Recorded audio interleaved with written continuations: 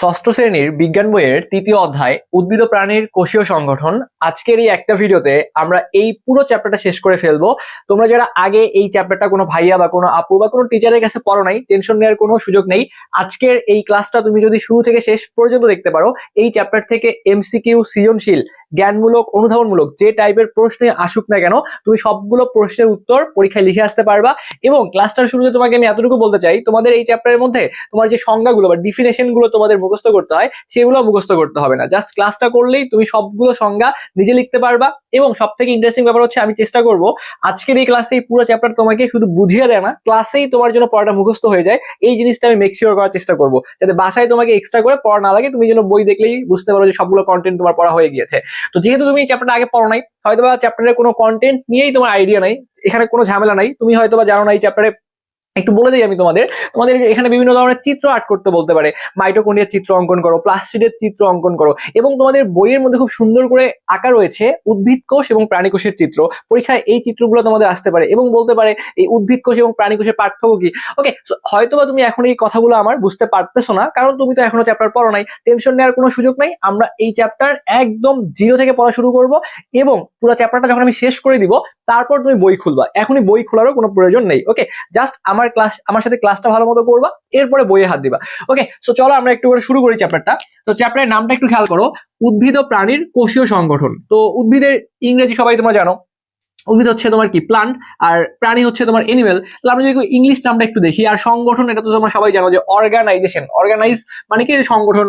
বা এই যে আমরা যখন একটু পর চ্যাপ্টার পড়বো, তখন কিন্তু দেখবো যে সেল মানে কোষ, বা কোষের ইংলিশ সেল, এগুলো ক্লিয়ার হয়ে যাবে। একটু মনে রাখো আপাতত যে কোষীয় এই কথাটার ইংলিশ টার্ম হচ্ছে সেলুলার। তাহলে কোষীয় সংগঠন, এই কোষীয় সংগঠন এটাকে আমরা ইংরেজিতে বলতে পারি cellular organisation of plant and animal. উদ্ভিদের ইংলিশ হচ্ছে যে প্লান্ট, আর এনিমেল হচ্ছে তোমার প্রাণী। তাহলে ইংলিশ টার্মটা একটু মুখস্থ করে ফেলো, cellular organisation of plant and animal. Okay, so এটা হচ্ছে আমাদের এই তৃতীয় অধ্যায়টা। তো এই চ্যাপ্টারের শুরুতে আমাদেরকে প্রথমত কোষ নিয়ে একটু করে পড়াশোনা শুরু করতে হবে। তো আসো আমরা একটু করে পড়াশোনা শুরু করি। তাহলে চ্যাপ্টারের নাম কি বলতো, একদম মুখস্থ করে ফেলো আমার সাথে। চ্যাপ্টারের নাম হচ্ছে উদ্ভিদ ও প্রাণীর কোষীয় সংগঠন। আচ্ছা, তো এই চ্যাপ্টারে দেখো কোষ নিয়ে মূলত আমাদের পড়াশোনা করতে হবে। এখানে কোষ দেখতে পারতেছো না যে কোষীয় সংগঠন, আমরা এখানে মূলত কোষ নিয়ে আলোচনা শুরু করব। তো কোষ জিনিসটা কি একটু বোঝার চেষ্টা করি, দেন আমরা পরীক্ষায় কিভাবে প্রশ্ন আসবে সেই জিনিসগুলো নিয়ে পড়াশোনা করব। তো মনে করো যে এটা হচ্ছে একটা বাসা বাড়ি, তুমি চিন্তা করতে পারো এটা হচ্ছে একটা বাসা বাড়ি। তো একটা বাড়ি তুমি চিন্তা করো, এটা হচ্ছে একটা বাড়ি। তো এই যে একটা বাড়ি তুমি দেখতে পাচ্ছ, এখানে তুমি কি দেখতে পাচ্ছ, একটা বাড়ি দেখতে পাচ্ছ। আচ্ছা, এই বাড়িটা কিভাবে তৈরি হয়েছে দেখো তো। এই বাড়িটা মনে করো যে এখানে একটা ইট আছে, তারপর আরেকটা ইট, তারপরে এখানে আরেকটা ইট, এরপরে আরেকটা ইট। তো একটু খেয়াল করো, এটা হচ্ছে একটা ইট, একটা একটা ইটের উপরে আরেকটা ইট বসে গেছে এখানে, তার উপরে আরেকটা ইট, তার উপরে আরেকটা ইট। তার মানে একটার পর একটা ইট বসে আলটিমেটলি কিন্তু কি হয়েছে ভাই, এরকম একটা বাসা তৈরি হয়েছে। তাহলে একটার পর একটা ইট বা অসংখ্য ইটের সমন্বয়ে কি হয়েছে, একটা বাড়ি তৈরি হয়েছে। তাহলে আমি বলতে পারি যে এই যে বাড়িটা যা তৈরি করলাম, এটা কি দিয়ে তৈরি করছি, এখানে আমি ইট দ্বারা তৈরি করছি। এরকম কি একটা ইট দিয়ে তৈরি করছি বাসাটা, না একটা ইট দিয়ে তো বাড়ি তৈরি হয়নি। এরকম অসংখ্য ইটের সমন্বয়ে আমি বলতে পারি অসংখ্য অসংখ্য ইটের সমন্বয়ে একটা বাড়ি তৈরি হয়েছে। তাহলে এই বাড়ি বানানোর যদি আমি বলি যে একক, তাহলে এককটা কি হবে, ইট। কেন বাসা বানানোর এককটা ইট, কারণ আমি তো এই ইট গুলা দিয়েই তো বাসা তৈরি করছি। এই জন্য আমি বলতে পারি যে এই বাড়ি বানানোর এককটা হচ্ছে ইট। তাহলে একটা ইট না, এরকম অসংখ্য ইটের সমন্বয়ে আমরা একটা বাড়ি তৈরি করতে পারি। তেমনই ভাবে এটা মনে করো আমাদের মানব শরীর, বা এটাকে যদি আমি জীবদেহ বলি, এটাকে আমি যদি জীবদেহ বলি, এই জীবদেহ এরকম অসংখ্য কোষের সমন্বয়ে গঠিত হয়েছে। মনে করো এটা একটা কোষ, এটা একটা কোষ, এটা একটা কোষ, এটা একটা কোষ, এটা একটা কোষ। তো এরকম অসংখ্য কোষ একটার সাথে আরেকটা এরকম জোড়া লেগে এরকম একটা মানব দেহ বলতে পারো, বা জীবদেহ বলতে পারো, বা প্রাণীর দেহ গঠন হয়েছে। তো এই যে আমাদের হাত পা, শরীরের পুরো যে অংশগুলো আছে, এই প্রত্যেকটা জিনিস কিন্তু এরকম কোষের সমন্বয়ে গঠিত হয়েছে। তাহলে আমি কি বললাম জিনিসটা, জাস্ট একটু জিনিসটা আমি যখন বলবো, তুমি জিনিসগুলো একটু চিন্তা করবা, চোখের সামনে ভাষার চিন্তা করবা, দেন আমরা কোনগুলো পরীক্ষা আসবে না আসবে এগুলো বলবো। আগে আমরা কোষ জিনিসটা একটু বোঝার চেষ্টা করতেছি। কোষ জিনিসটা কি, আমরা শুরুতেই বললাম যে অসংখ্য ইটের সমন্বয়ে যেমন একটা বাসা তৈরি হয়। এই বাড়িটা কিভাবে তৈরি হয়েছে, এই বাড়িটা অসংখ্য ইট, এই যে একটার পর একটা ইট বসে এই বাড়িটা তৈরি হয়েছে।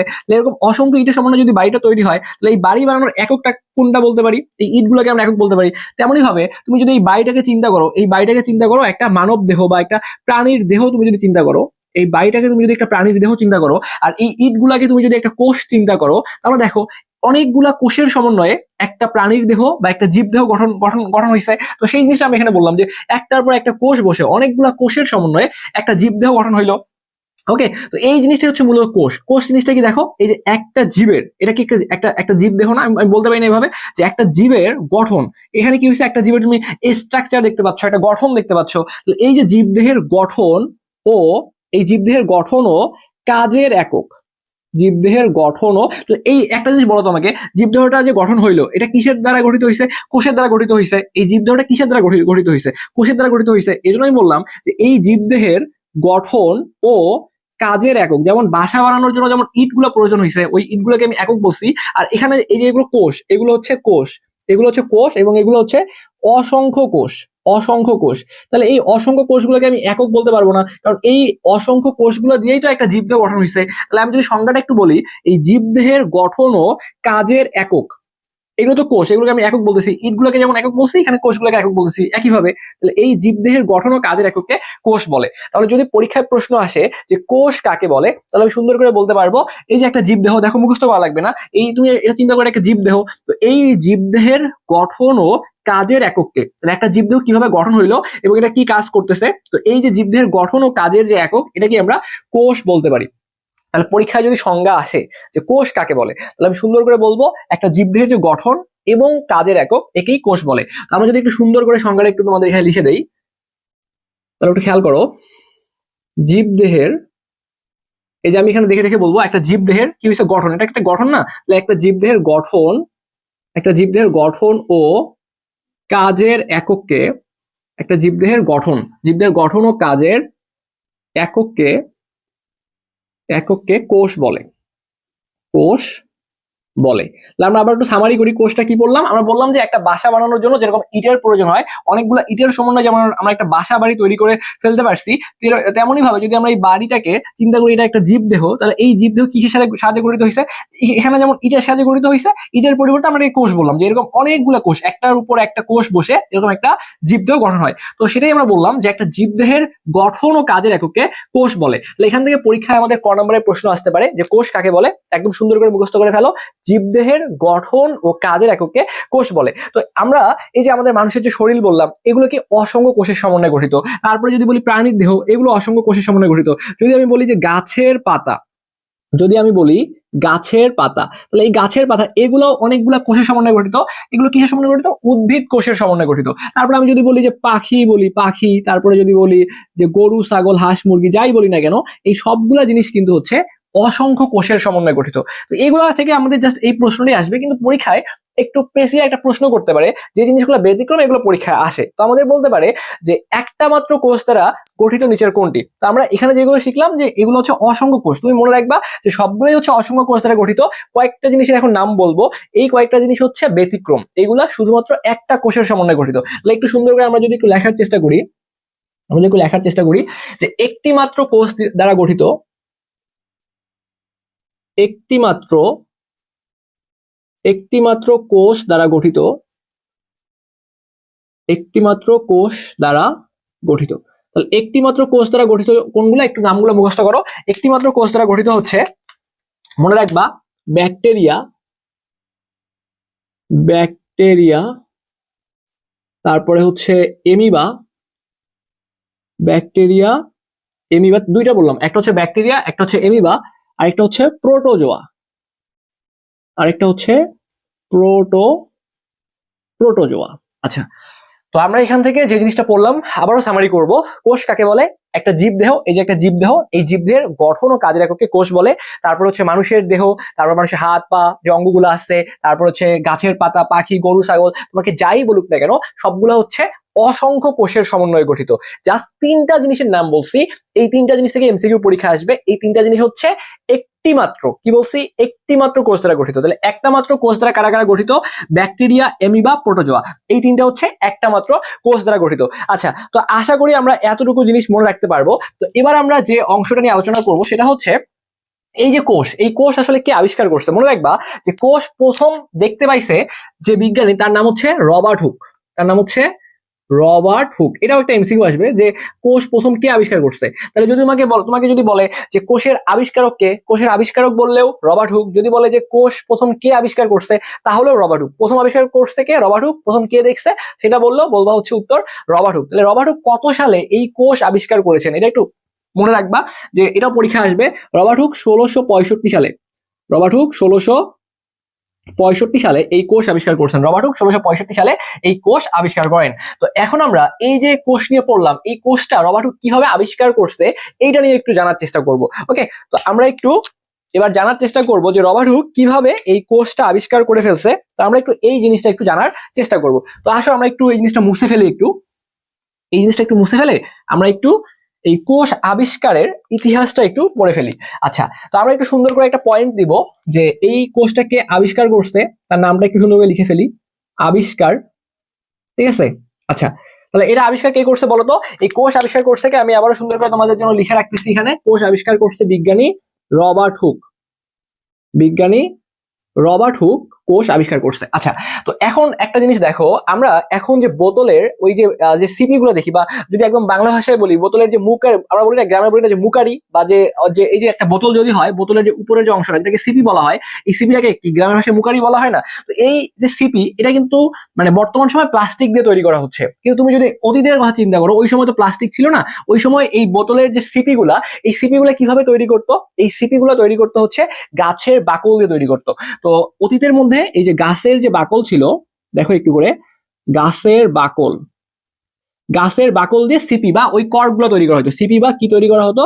কর্ক তৈরি করা হতো। আচ্ছা, এই গাছের বাকল বা কর্ক থেকে সিপি গুলো তৈরি করা হতো। কি তৈরি করা হতো একটু সুন্দর করে দেখো, সিপি তৈরি করা হতো।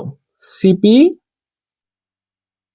সিপি তৈরি করা হতো, সিপি তৈরি করা হতো, মানে ওই যে ওই মুকারি গুলো তৈরি করা হতো। তাহলে গাছের বাকল বা কর্ক থেকে সিপি গুলো তৈরি করা হতো। তো এইটা মনে করো সেই সেই সিপিটা, তো রবার্ট হুক কি করছে, এই যে সিপিটা, এই সিপিটার মনে করো ক্ষুদ্র একটা অংশ সে কেটে নিয়েছে। তাহলে এই সিপির ক্ষুদ্র একটা অংশ, মনে করো এই অংশ, সেটা রবার্ট হুক কি করছে, এই সিপিটার ক্ষুদ্র, এটা হচ্ছে আমাদের সিপি, এই সিপির ক্ষুদ্র একটা অংশ কেটে নিল। এটা কি করছে? কেটে নিছে।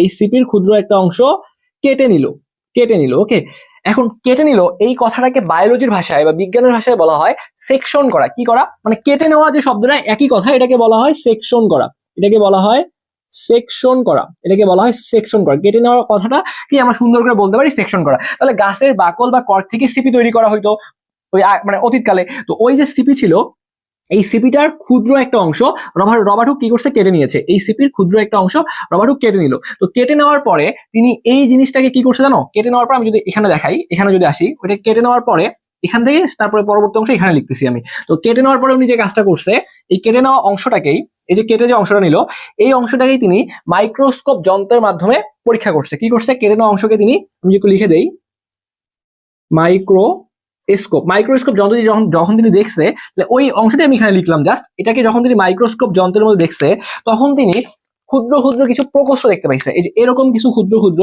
তিনি প্রকোষ্ঠ দেখতে পাইছে, এই যে এরকম কিছু ক্ষুদ্র ক্ষুদ্র প্রকোষ্ঠ তিনি দেখতে পাইছে। ঠিক আছে, এরকম এই যে আমি যেভাবে দেখাচ্ছি তোমাদেরকে, এই যে এরকম কিছু ক্ষুদ্র ক্ষুদ্র তিনি প্রকোষ্ঠ, এগুলোকে তিনি বলছে ক্ষুদ্র প্রকোষ্ঠ, এগুলোকে তিনি বলছে ক্ষুদ্র প্রকোষ্ঠ বলছে তিনি। ঠিক আছে, এরকম কিছু ক্ষুদ্র প্রকোষ্ঠ দেখতে পাইছে, এগুলাকে তিনি ঘরের সাথে তুলনা করেছেন, এবং তিনি এটাকে বলছেন মৌমাছির চাক। কিসের সাথে তুলনা করেছেন এটাকে তিনি? এগুলোকে ঘরের মতো দেখা যাচ্ছে না, এবং এগুলোকে তিনি বলছে যে মৌমাছির চাকের মতো দেখা গিয়েছে। কিরকম দেখা গিয়েছে?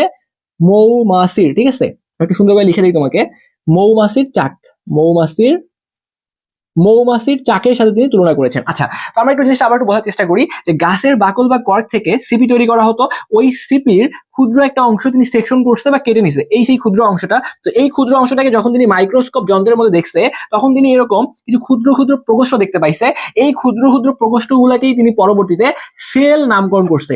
এই ক্ষুদ্র ক্ষুদ্র প্রকোষ্ঠগুলোকেই তিনি পরবর্তীতে কি নামকরণ করছে? সেল নামকরণ করছে। সেল মানে কি ভাইয়া?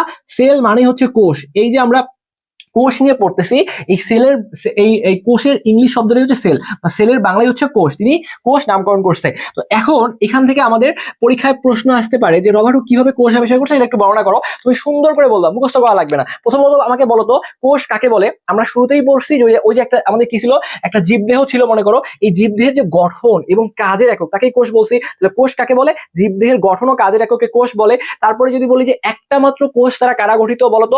একটা মাত্র কোষ দ্বারা গঠিত ছিল তিনটা, একটা হচ্ছে ব্যাকটেরিয়া, একটা হচ্ছে অ্যামিবা, একটা হচ্ছে প্রোটোজোয়া, প্রোটোজোয়া। ওকে, আচ্ছা, এরপরে যদি বলি যে কোষটা কিভাবে রবার্ট হুক আবিষ্কার করছে, আচ্ছা, রবার্ট হুক 1665 সালে গাছের বাকল বা কর্ক কর্কের ক্ষুদ্র একটা অংশ, ঠিক আছে, যে গাছের বাকল বা কর্ক থেকে যে সিপি তৈরি করা হতো সেই সিপির ক্ষুদ্র একটা অংশ তিনি কেটে নিয়েছে বা সেকশন করছে, ঠিক আছে, ক্ষুদ্র একটা অংশ তিনি কেটে নিয়েছে। সেই ক্ষুদ্র অংশকে যখন তিনি মাইক্রোস্কোপ যন্ত্রের মাধ্যমে বা অনুবীক্ষণ যন্ত্রের মাধ্যমে তিনি যখন পরীক্ষা করলেন তখন তিনি কিছু ক্ষুদ্র ক্ষুদ্র অংশ দেখতে পারলেন,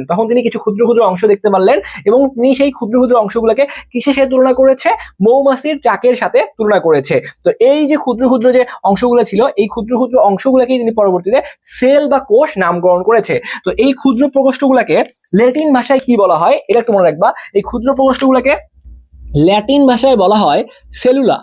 এই ক্ষুদ্র প্রকোষ্ঠগুলোকে ল্যাটিন ভাষায় বলা হয় সেলুলা, CELLUA। তাহলে এই ক্ষুদ্র প্রকোষ্ঠগুলোকে ল্যাটিন ভাষায় সেলুলা বলা হয় এবং এই ল্যাটিন শব্দ সেলুলা থেকে সেল নামকরণ করা হয়। তাহলে যদি বলে যে সেল কিভাবে নামকরণ করা হয়েছে, ল্যাটিন শব্দ সেলুলা থেকে সেল নামকরণ করা হয়। এটাও তোমাদের পরীক্ষার জন্য খুবই গুরুত্বপূর্ণ, একটু লিখে রাখবা যে ল্যাটিন শব্দ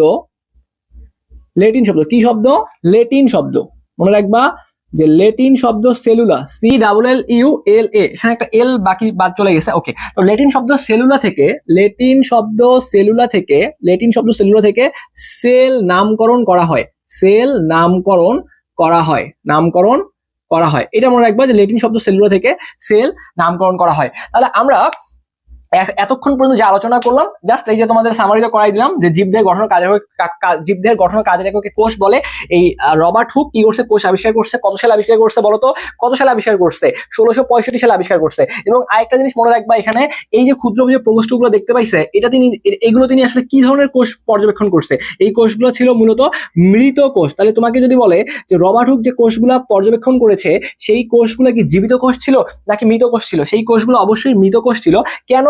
প্রশ্ন হতে পারে যে কেন কোষগুলো মৃত কোষ ছিল? কারণ তিনি দেখো যে গাছের বাকল থেকে যে সিপি তৈরি করা হতো, তাহলে ওটা তো কোনো প্রাণ ছিল না, ওটা তো জিনিসটা মৃতই ছিল বা জড়ই ছিল, তাই না? তো তিনি যেহেতু একটা মৃত জিনিস নিয়ে পর্যবেক্ষণ করছে, একটা গাছের বাকল নিয়ে যদি পর্যবেক্ষণ করছে, একটা মৃত জিনিস নিয়ে পর্যবেক্ষণ করছে, তার মানে কোষগুলো তো অবশ্যই তিনি মৃত কোষ দেখছে। তো এই জন্য যদি প্রশ্ন আসে যে রবার্ট হুক যে কোষগুলো দেখেছে বা দেখেছিলেন সেই কোষগুলো কি জীবিত কোষ না মৃত কোষ, অবশ্যই এমসিকিউতে বলবো মৃত কোষ। আচ্ছা, এবার যদি তোমাকে পরীক্ষায় প্রশ্ন করে যে এই যে বিজ্ঞানী রবার্ট হুক যে ক্ষুদ্র প্রকোষ্ঠগুলো দেখেছেন সেগুলোকে তিনি কিসের সাথে তুলনা করেছেন? সেগুলোকে মৌমাছির চাকের সাথে তুলনা করেছেন। ওকে, এটুকু আসতে পারতে হবে। এবার যদি বলা হয় যে সেল শব্দটা কোন ভাষা থেকে আসছে, সেল শব্দটা ল্যাটিন শব্দ সেলুলা থেকে আসছে। এরপর যদি তোমাকে আমি প্রশ্ন করি যে রবার্ট হুক কত সালে কোষ আবিষ্কার করছেন? 1665 সালে কোষ আবিষ্কার করেছেন। তারপরে যদি বলি যে একটা মাত্র কোষ দ্বারা গঠিত কোনগুলা, অবশ্যই মনে রাখবা ব্যাকটেরিয়া, প্রোটোজোয়া, এমিবা, এগুলো হচ্ছে একটা মাত্র কোষ দ্বারা গঠিত। তো এতটুকু যদি পারো তাহলে আমাদের এই প্রথমের যে অংশটুকু এটা আমাদের মোটামুটি কভার হয়ে যাচ্ছে। তো এবার আমরা আমাদের পরবর্তী আলোচনায় চলে যাব।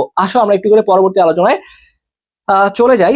দেখো, আমরা এবার একটু আলোচনা করব অনুবীক্ষণ যন্ত্র, ঠিক আছে? তো আমরা এবার যেটা নিয়ে পড়বো সেটা হচ্ছে আমরা একটু করে অনুবীক্ষণ যন্ত্র নিয়ে একটু করে পড়াশোনা করব। আসো, তো আমরা এবার যেটা নিয়ে আলোচনা করব সেটা হচ্ছে আমরা একটু করে আমরা এবার অনুবীক্ষণ যন্ত্র নিয়ে আলোচনা করব। অনুবীক্ষণ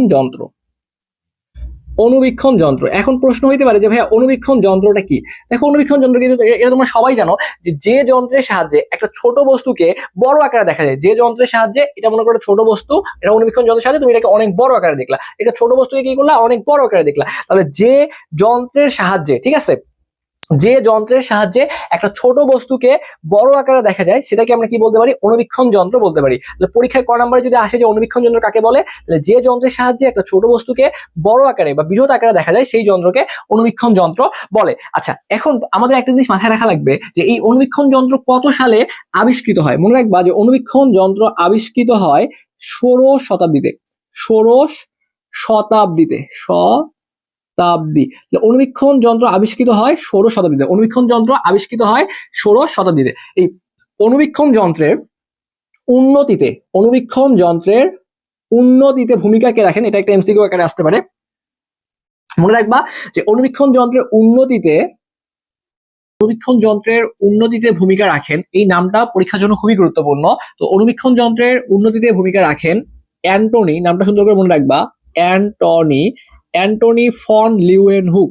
কি বললাম? অ্যান্টনি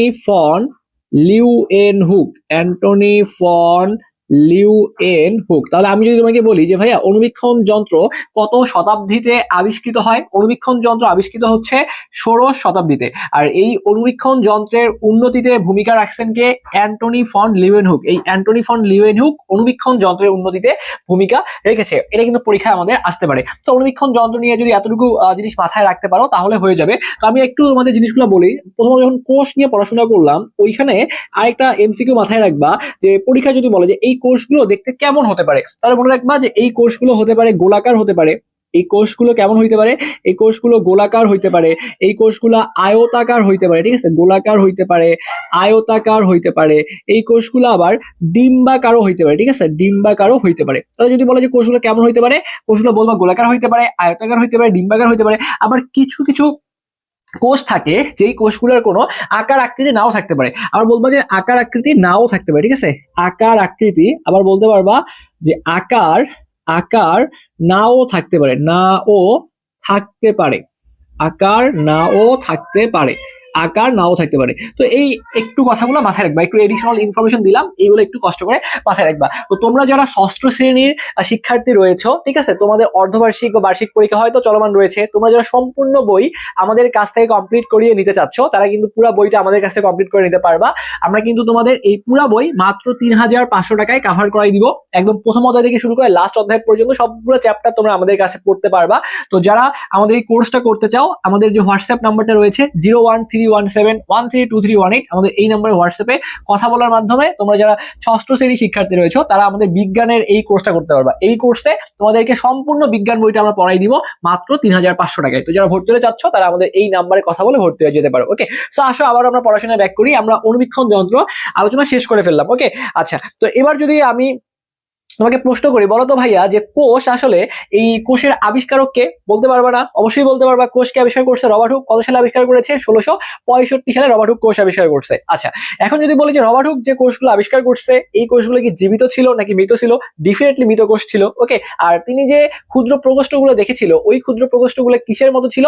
মৌমাছির চাকের মতো ছিল। পারবা না? পারবা। যদি বলি যে নিচের কোনটি একটি মাত্র কোষ দিয়ে গঠিত? পারবা না। ওই যে তিনটা জিনিস, এই তিনটার মধ্যে যে কোনো একটা অপশনে থাকবে, যেমন ব্যাকটেরিয়া, অ্যামিবা, প্রোটোজোয়া, এগুলো বাদে যদি কোনো কিছু অপশনে থাকে তাহলে তুমি বলবো সেগুলো হচ্ছে অসংখ্য কোষ দিয়ে গঠিত। তো এতটুকু তো পারার উচিত তোমাদের। ওকে, সো এবার আসো, আমরা প্রথমত কোষ নিয়ে আলোচনা করলাম। তো আমরা কোষ নিয়ে আলোচনা করার পরে এবার যে টপিকটা নিয়ে পড়বো সেটা হচ্ছে কোষের প্রকারভেদ নিয়ে পড়বো।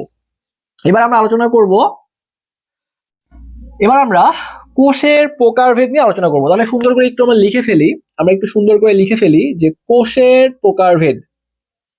আমরা আলোচনা করব, আমরা আলোচনা করব কোষের, আমরা আলোচনা করব কোষের প্রকারভেদ নিয়ে। আচ্ছা, তো এই যে কোষের প্রকারভেদ, মনে রাখবা যে নিউক্লিয়াসের উপস্থিতি বা অনুপস্থিতির উপরে ভিত্তি করে কোষগুলোকে দুই ভাগে ভাগ করা হয়েছে। এখন ভাইয়া এখানে নিউক্লিয়াস কই থেকে আসলো? আপনি তো নিউক্লিয়াস পড়াইলেন না এখনো। তো আমরা এই চ্যাপ্টারের আমাদের বইয়ের আলোকে পড়তেছি, তো আমাদের বইয়ের একদম শেষের দিকে নিউক্লিয়াস নিয়ে বিস্তারিত আলোচনা করা হয়েছে। তো আমি যখন তোমাকে নিউক্লিয়াসটা পড়াবো, সুন্দর করে ভেঙে ভেঙে পড়াবো, তখন তুমি নিউক্লিয়াসের প্রত্যেকটা অংশ পারবা। আপাতত একটু মনে রাখো যে এই যে কোষের প্রকারভেদ পড়তেছি কার উপর ভিত্তি করে? নিউক্লিয়াসের উপর ভিত্তি করে। কার উপর? আমার সাথেই মুখস্থ করো, নিউক্লিয়াসের উপর ভিত্তি করে কোষগুলোকে দুই ভাগে ভাগ করা হয়েছে। তো পরবর্তীতে যখন আমরা নিউক্লিয়াস নিয়ে পড়বো ক্লিয়ার হয়ে যাবে। আপাতত মনে রাখো যে নিউক্লিয়াসের উপস্থিতি, ঠিক আছে, এই নিউক্লিয়াসের উপস্থিতি বা অনুপস্থিতির উপর ভিত্তি করে কোষগুলোকে দুই ভাগে ভাগ করা হয়েছে। একটু সুন্দরভাবে আমরা লিখে দিই তোমাদেরকে। নিউক্লিয়াসের, নিউক্লিয়াসের উপস্থিতি, উপস্থিতি মানে কি? উপস্থিতি, উপস্থিতি মানে কি যে জিনিসটা উপস্থিত রয়েছে। মনে করো তুমি আজকে ক্লাসে আসছো, পড়াশোনা করতেছো, তার মানে ক্লাসে গেছো মানে কি? ক্লাসে তুমি উপস্থিত ছিলা। আর যে ক্লাসে যায় নাই, বা মনে করো তুমি ক্লাসে যাও নাই, তার মানে কি? তুমি ক্লাসে অনুপস্থিত ছিলা। ক্লাসে যদি তুমি যাও তাহলে তুমি প্রেজেন্ট ছিলা, মানে তুমি উপস্থিত ছিলা। যাও নাই মানে কি? তুমি অ্যাবসেন্ট ছিলা, তুমি অনুপস্থিত ছিলা। তো এই যে তোমার নিউক্লিয়াসের উপস্থিতিটা, এই নিউক্লিয়াসের উপস্থিতি, নিউক্লিয়াসের উপস্থিতি, উপস্থিতি মানে কি? দেখো কথাটা দেখেই বোঝা যাচ্ছে, উপস্থিত মানে কি? সে আছে। আর অনুপস্থিত মানে কি? সে নাই, ওই জায়গাটার মধ্যে নিউক্লিয়াস থাকবে না। তো নিউক্লিয়াসের উপস্থিতি বা অনুপস্থিতির উপর ভিত্তি করে, নিউক্লিয়াসের উপস্থিতি বা অনুপস্থিতির উপর ভিত্তি করে, নিউক্লিয়াসের উপস্থিতি বা অনুপস্থিতির উপরে ভিত্তি করে কোষকে দুই ভাগে ভাগ করা যায়। কোষকে, কোষকে দুই ভাবে, কোষকে দুই ভাবে ভাগ করা যায়।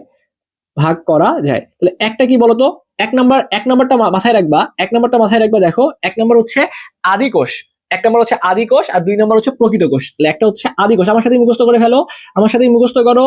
একটা হচ্ছে আদি কোষ, আরেকটা জিনিস মুখস্থ করো, সেটা হচ্ছে প্রকৃত কোষ। তাহলে একটা আদি কোষ, আরেকটা কি ভাইয়া বলতো, প্রকৃত কোষ। এই সিরিয়ালটা মনে রাখবা। দেখো পড়াশোনা আমরা এখন শুরু করি, কি দিয়ে শুরু করি, সরে দিয়ে শুরু করি, এই জন্য প্রথমতই সরেও আছে, ঠিক আছে। অনেকে প্রথমত প্রকৃত কোষ পড়ো, পরবর্তীতে আদি কোষ পড়ো, হ্যাঁ সমস্যা নাই, কিন্তু আমরা এই সিরিয়ালটা মনে রাখবো, কেননা আমাদের এই যে দেখো আমরা কেন এটা মনে রাখবো, আমাদের প্রথমত লেখা আছে নিউক্লিয়াসের উপস্থিতি বা অনুপস্থিতির উপর ভিত্তি করে কোষগুলোকে দুই ভাগে ভাগ করা হয়েছে। তো আমরা এভাবে সাজাবো যে প্রথমটা আদি কোষ, পরেরটা হচ্ছে প্রকৃত কোষ। তো আদি কোষের মধ্যে মনে রাখবা যে নিউক্লিয়াসটা উপস্থিত থাকে না, মানে কি থাকে, অনুপস্থিত থাকে। আদি কোষের মধ্যে নিউক্লিয়াসটা থাকে না, আর প্রকৃত কোষের মধ্যে নিউক্লিয়াসটা থাকে। তো আমরা একটু জিনিসটা দেখো, একটু সুন্দর করে তোমাকে পড়াই। তো নিউক্লিয়াসটা তো সামনে পড়বো, তখন জিনিসটা ক্লিয়ার হয়ে যাবে। এই নিউক্লিয়াসে একটা আবরণ আছে, আমরা একটু দেখো, তোমাকে একটু বলে দেই যে নিউক্লিয়াসের একটা আবরণ আছে, আবরণ মানে কি, মনে করো নিউক্লিয়াসের বাহিরের যে অংশটা থাকে, যে অংশটা নিউক্লিয়াসের ভিতরের অংশগুলোকে প্রোটেক্ট করে বা রক্ষা করে, এগুলো সামনে বুঝবে, এখন হয়তো একটু কঠিন লাগতেছে। তো ওইটাকে বলা আবরণ। মনে করো এই যে এই ভিতরের এই যে জিনিসপাতিগুলো আছে, এগুলো হচ্ছে নিউক্লিয়াসের অংশ। আর এই যে বাহিরের যে দেয়ালটা, আমরা একটু নিউক্লিয়াসের চিত্র দেখবো, এই বাহিরের দেয়ালটা বেসিক্যালি হচ্ছে তোমার নিউক্লিয়াসের আবরণ। তো আপাতত জাস্ট মনে রাখো যে নিউক্লিয়াসের আবরণ, আপাতত মনে রাখো যে নিউক্লিয়াসের যে আবরণ, এই আবরণের নাম হচ্ছে নিউক্লিয়ার মেমব্রেন।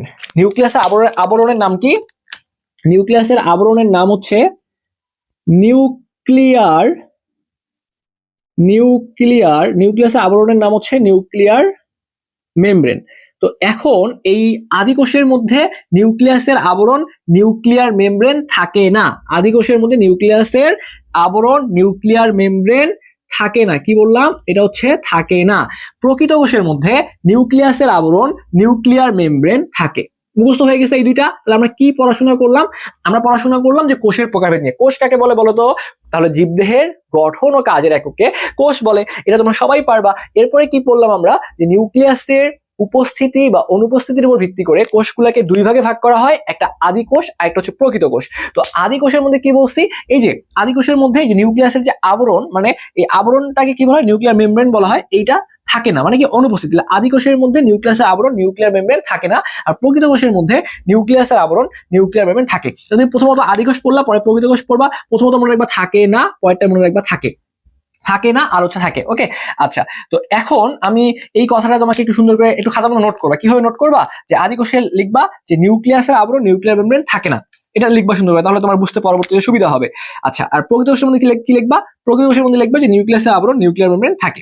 আচ্ছা, এখন যেহেতু আদি কোষের মধ্যে নিউক্লিয়াসের আবরণ নিউক্লিয়ার মেমব্রেন থাকে না, এই জন্য আদি কোষের নিউক্লিয়াসটা সুগঠিত নয়। তার মানে না জাতীয় যে শব্দগুলো আসবে, না জাতীয় শব্দগুলো যেখানে আসবে সেটা মনে করবো আদি কোষের মধ্যে আছে। আমি প্রকৃত কোষটা আপাতত মুছাই দিলাম, ঠিক আছে। তাহলে আমি এই যে মনে করো লিখতেছি, এই যে আদি কোষ লিখে যেটা লিখতেছি, কি লিখবো, আদি কোষের মধ্যে নিউক্লিয়াসের আবরণ নিউক্লিয়ার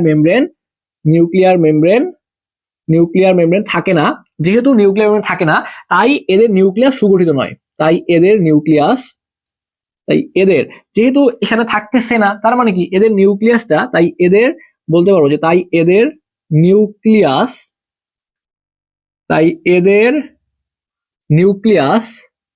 সুগঠিত, এদের নিউক্লিয়াসটা কি সুগঠিত নয়, এদের নিউক্লিয়াসটা সুগঠিত নয়। আচ্ছা, এরপরে যদি প্রকৃত কোষ নিয়ে তোমাদেরকে বলি, ওই একইভাবে সুন্দর করে লিখবা যে এদের মধ্যে কি হয় বলতো, এদের মধ্যে নিউক্লিয়াসের আবরণ নিউক্লিয়ার মেমব্রেনটা থাকে, এটা লিখবা থাকে, নিউক্লিয়াসের আবরণ নিউক্লিয়ার মেমব্রেনটা এখানে থাকে। তো যেহেতু এটা থাকে, তাহলে এখানে বলছি যে এদের নিউক্লিয়াস সুগঠিত নয়, আর এখানে বলবা যে এদের নিউক্লিয়াস সুগঠিত, এদের নিউক্লিয়াস কিরকম বলতো, এদের নিউক্লিয়াস হচ্ছে সুগঠিত, তাহলে আমাদের এতটুকু জাস্ট মুখস্থ হয়ে গেল। এখন দেখো, এই যে প্রকৃত কোষ নিয়ে আমরা পড়তেছি, এই প্রকৃত কোষকে আবার দুই ভাগে ভাগ করা যায়। এই যে প্রকৃত কোষটা আছে, এই প্রকৃত কোষকে আবার, যেমন দেখো প্রথমত আমরা কি পড়ছি বলতো, আমরা পড়ছি যে নিউক্লিয়াসের উপস্থিতি বা অনুপস্থিতির উপর ভিত্তি করে কোষকে দুই ভাগে ভাগ করছি। একটা ছিল আদি কোষ, আর একটা ছিল তোমার প্রকৃত কোষ। শেষ। এখন এই প্রকৃত কোষকে তাদের কাজের উপর ভিত্তি করে আবার দুই ভাগে ভাগ করা হয়। যদি বলে যে প্রকৃত কোষকে কিসের উপর ভিত্তি করে দুই ভাগে ভাগ করা হয়েছে। প্রকৃত কোষকে তাদের কাজের উপর ভিত্তি করে দুই ভাগে ভাগ করা হয়েছে। একটা মনে রাখবা দেহকোষ, একটা মনে রাখবা দেহকোষ, একটা হচ্ছে দেহকোষ আর একটা হচ্ছে জনন কোষ, একটা দেহকোষ আর একটা হচ্ছে জনন কোষ। তাহলে প্রকৃত কোষকে তাদের কাজের উপর ভিত্তি করে দুই ভাগে ভাগ করা হয়েছে, একটা দেহকোষ আর একটা হচ্ছে জনন কোষ। তুমি এখন দেখে বলতে পারবে না এখানে দেহকোষটা কি করবে। দেহকোষটা মূলত দেহের গঠন ও বৃদ্ধিতে ভূমিকা রাখবে বা দেহের গঠন ও বৃদ্ধিতে অংশগ্রহণ করবে। সিম্পল না, দেহকোষ কি করবে, দেহকোষ দেহের গঠন ও বৃদ্ধিতে অংশগ্রহণ করবে। এবং এই যে দেহকোষ যে আমাদের দেহের গঠন ও বৃদ্ধিতে অংশগ্রহণ করলো, এদের বিভাজন হবে, ঠিক আছে। এই দেহকোষের বিভাজনের ফলেই আমাদের জীবদেহ গঠন হয়। আমাদের যে জীবদেহ, ঠিক আছে, আমাদের যে জীবদেহ গঠন হচ্ছে, এটা কার বিভাজনের ফলে গঠিত হইলো, দেহকোষের বিভাজনের ফলে। পরীক্ষায় যদি এমসিকিউ আসে নিচের কোন কোষ বিভাজিত হয়ে জীবদেহ গঠন করে, অবশ্যই সেটা হবে যদি এখানে দেখো তোমার লেখা থাকবে কিন্তু জীবদেহ, তাহলে জীবদেহ গঠন করে বলবে না, তোমাকে এভাবে বলবে যে নিচের কোন কোষের বিভাজনের ফলে জীবদেহ বৃদ্ধিপ্রাপ্ত হয়। এটা তোমার এইভাবে কথা বলা থাকবে, জীবদেহ আসলে বৃদ্ধিপ্রাপ্ত হয়। এখানে কি হয়, জীবদেহ বৃদ্ধিপ্রাপ্ত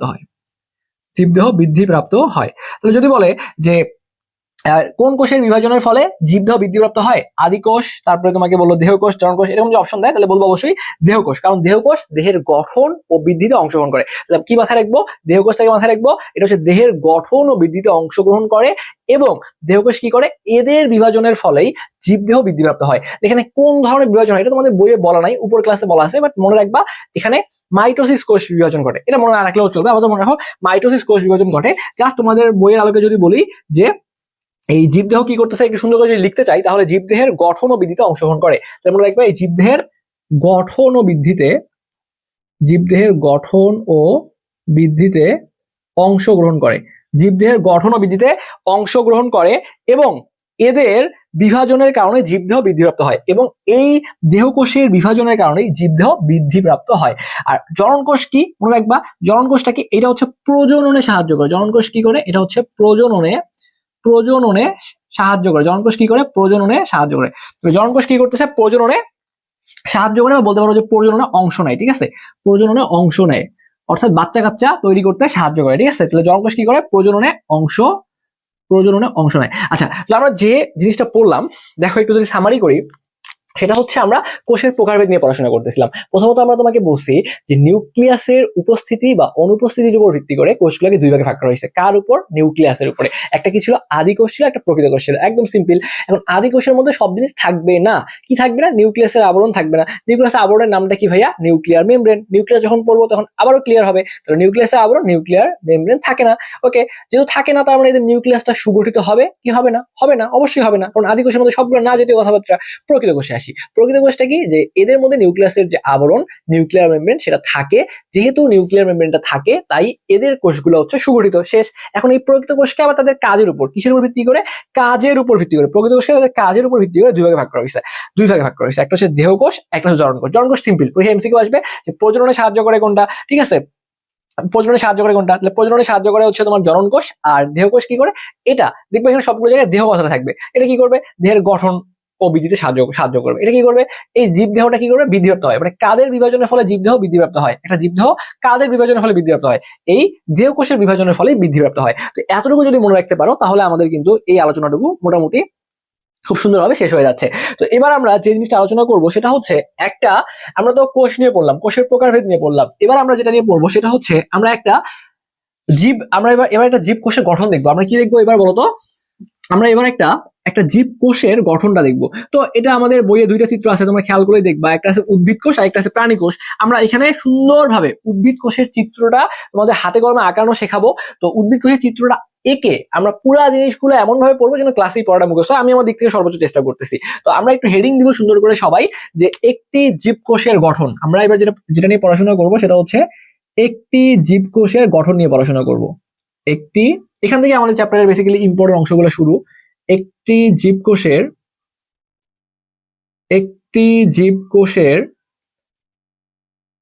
জীবকোষের গঠন নিয়ে আমরা পড়াশোনা করব।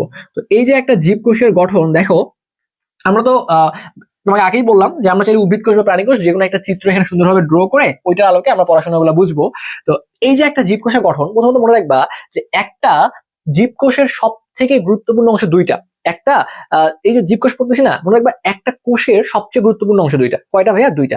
একটা হচ্ছে কোষ প্রাচীর, কি বললাম? একটা হচ্ছে কোষ প্রাচীর, আর একটা হচ্ছে প্রোটোপ্লাজম। আমার সাথে মুখস্থ করে ফেলো যে একটা কোষের সবচেয়ে গুরুত্বপূর্ণ অংশ দুইটা, একটা হচ্ছে কোষ প্রাচীর আর একটা হচ্ছে প্রোটোপ্লাজম। এখন তোমার মনে হইতে পারে ভাইয়া কোষ প্রাচীর কোনটা, প্রোটোপ্লাজম কোনটা? এইটা যখন আমরা এই যে চিত্রগুলো এখনই আর্ট করা শুরু করবো তখনই তোমাদের সবগুলো জিনিস ক্লিয়ার হয়ে যাবে।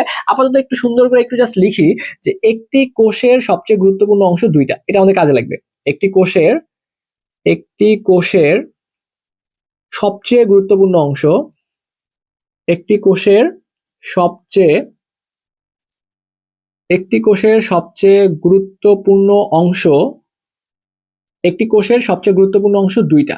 একটা কোষের সবচেয়ে গুরুত্বপূর্ণ অংশ দুইটা। তাহলে এক নাম্বার কি বলতো? এক নাম্বার হচ্ছে কোষ প্রাচীর, এক নাম্বার হচ্ছে কোষ প্রাচীর, এক নাম্বার হচ্ছে কোষ প্রাচীর, আর দুই নম্বরে হচ্ছে প্রোটোপ্লাজম, দুই নম্বরে হচ্ছে প্রোটোপ্লাজম। এখন ভাইয়া এই কোষ প্রাচীর জিনিসটা কি, এই প্রোটোপ্লাজমটা কি, এগুলো আমরা আসো একটু সুন্দর করে বুঝি। আমরা প্রথমত একটা উদ্ভিদ কোষ আঁকার চেষ্টা করব। আমরা একটা উদ্ভিদ কোষ আঁকার চেষ্টা করব। ওকে, সো তোমরা আমার সাথে সাথে আর্ট করতে পারো অথবা সুন্দরভাবে দেখো, পরবর্তীতে তোমরা আর্ট করো। প্রথমত দেখো আমরা যে কাজটা করব, আমরা প্রথমত এই যে এইভাবে একটা শেপ নিব, এইভাবে একটা শেপ নিব, এইভাবে একটা গোল্লা দিব, ঠিক আছে? এইভাবে সুন্দর করে একটা গোল্লা দিব, এই যে এইভাবে আগে একটা সুন্দরভাবে গোল্লা দিলাম, ঠিক আছে? এইভাবে একটা, প্রথমত হচ্ছে আমরা এইভাবে একটা দিলাম, ঠিক আছে? আচ্ছা, এইভাবে একটা গোল্লা দেওয়ার পরে তোমরা যে কাজটা করবা সেটা হচ্ছে, দেখো এইভাবে একটা গোল্লা দেওয়ার পরে আমরা একটা কাজ করি, এর এর বাহিরে দিয়ে আরেকটা আমরা গোল্লা দিই, ঠিক আছে? এর বাহিরে দিয়ে, এই যে একটু বাঁকা হয়ে গেল। আচ্ছা, এর বাইরে দেখো যে এইভাবে এইভাবে এইভাবে এইভাবে এইভাবে এই যে এভাবে এভাবে সুন্দরভাবে নিয়ে আসবা। এভাবে এভাবে তোমরা তোমরা আমার থেকে অনেক সুন্দর আঁকতে পারো সেটা আমি জানি। তো তোমরা হচ্ছে এইভাবে এই যে এইভাবে নিয়ে আসবা, ঠিক আছে? জাস্ট বোঝা গেলেই হলো। একটা গোল্লা দেওয়ার পরে এইভাবে এইভাবে এইভাবে এইভাবে এইভাবে নিয়ে আসো, সুন্দরভাবে নিয়ে আসো, এই যে এইভাবে নিয়ে আসো, এখান দিয়ে নিয়ে আসে লাগিয়ে দাও, ঠিক আছে? তাহলে এভাবে তোমরা হচ্ছে একটা সুন্দর দুইটা গোল্লা দিবা। প্রথমত একটা কালো দিয়ে দিলাম, লাল দিয়ে দিলাম তোমাদের বোঝার সুবিধার জন্য। দেওয়ার পরে দুইটা গোল্লা দিলাম না? আচ্ছা, ওকে ফাইন। দুইটা গোল্লা দেওয়ার পরে এই বরাবর এভাবে এখানে দুইটা টান দিবা, এই সোজায় এখানে দুইটা টান দিলা। আচ্ছা, একটু ছোট করে দিবা, তারপরে এইখানে দুইটা টান দিবা, আর এইখানে দুইটা টান দিবা। দেওয়ার পরে এইটা আর এইটা, এই যে এইটা আর এইটার মাঝখানে একটা ত্রিভুজ আঁকবা। ত্রিভুজ কিভাবে আঁকে? এইভাবে এইভাবে এইভাবে ত্রিভুজ দিলা। এইটা আর এইটার মাঝখানে একটা সুন্দর হবে ত্রিভুজ দিবা। এইটা আর এইটার মাঝখানে সুন্দর করে একটা ত্রিভুজ দিবা। আবার এইটা আর এইটার মাঝখানে সুন্দর একটা ত্রিভুজ দিলা। দেওয়ার পরে এই অংশগুলো কানেক্ট করে দিবা। এই যে এখান থেকে ধরে এই যে এইভাবে নিয়ে আসবা, এইভাবে নিয়ে আসে এখানে লাগাই দিবা।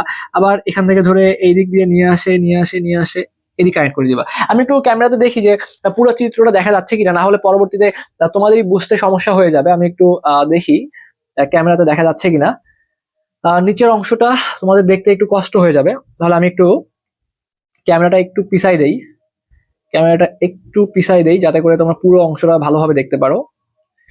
ওকে, আমি এটা একটু নামাই দেই তাহলে। ওকে, আশা করি এখন জিনিসটা খুব সুন্দরভাবে তোমরা দেখতে পারবা। এটা অনেকটাই নামিয়ে দিয়েছি। ওকে, এখন আশা করি দেখা যাবে। ওকে, সো তাহলে এই অংশটা আমরা সুন্দরভাবে এভাবে কানেক্ট করে দিব।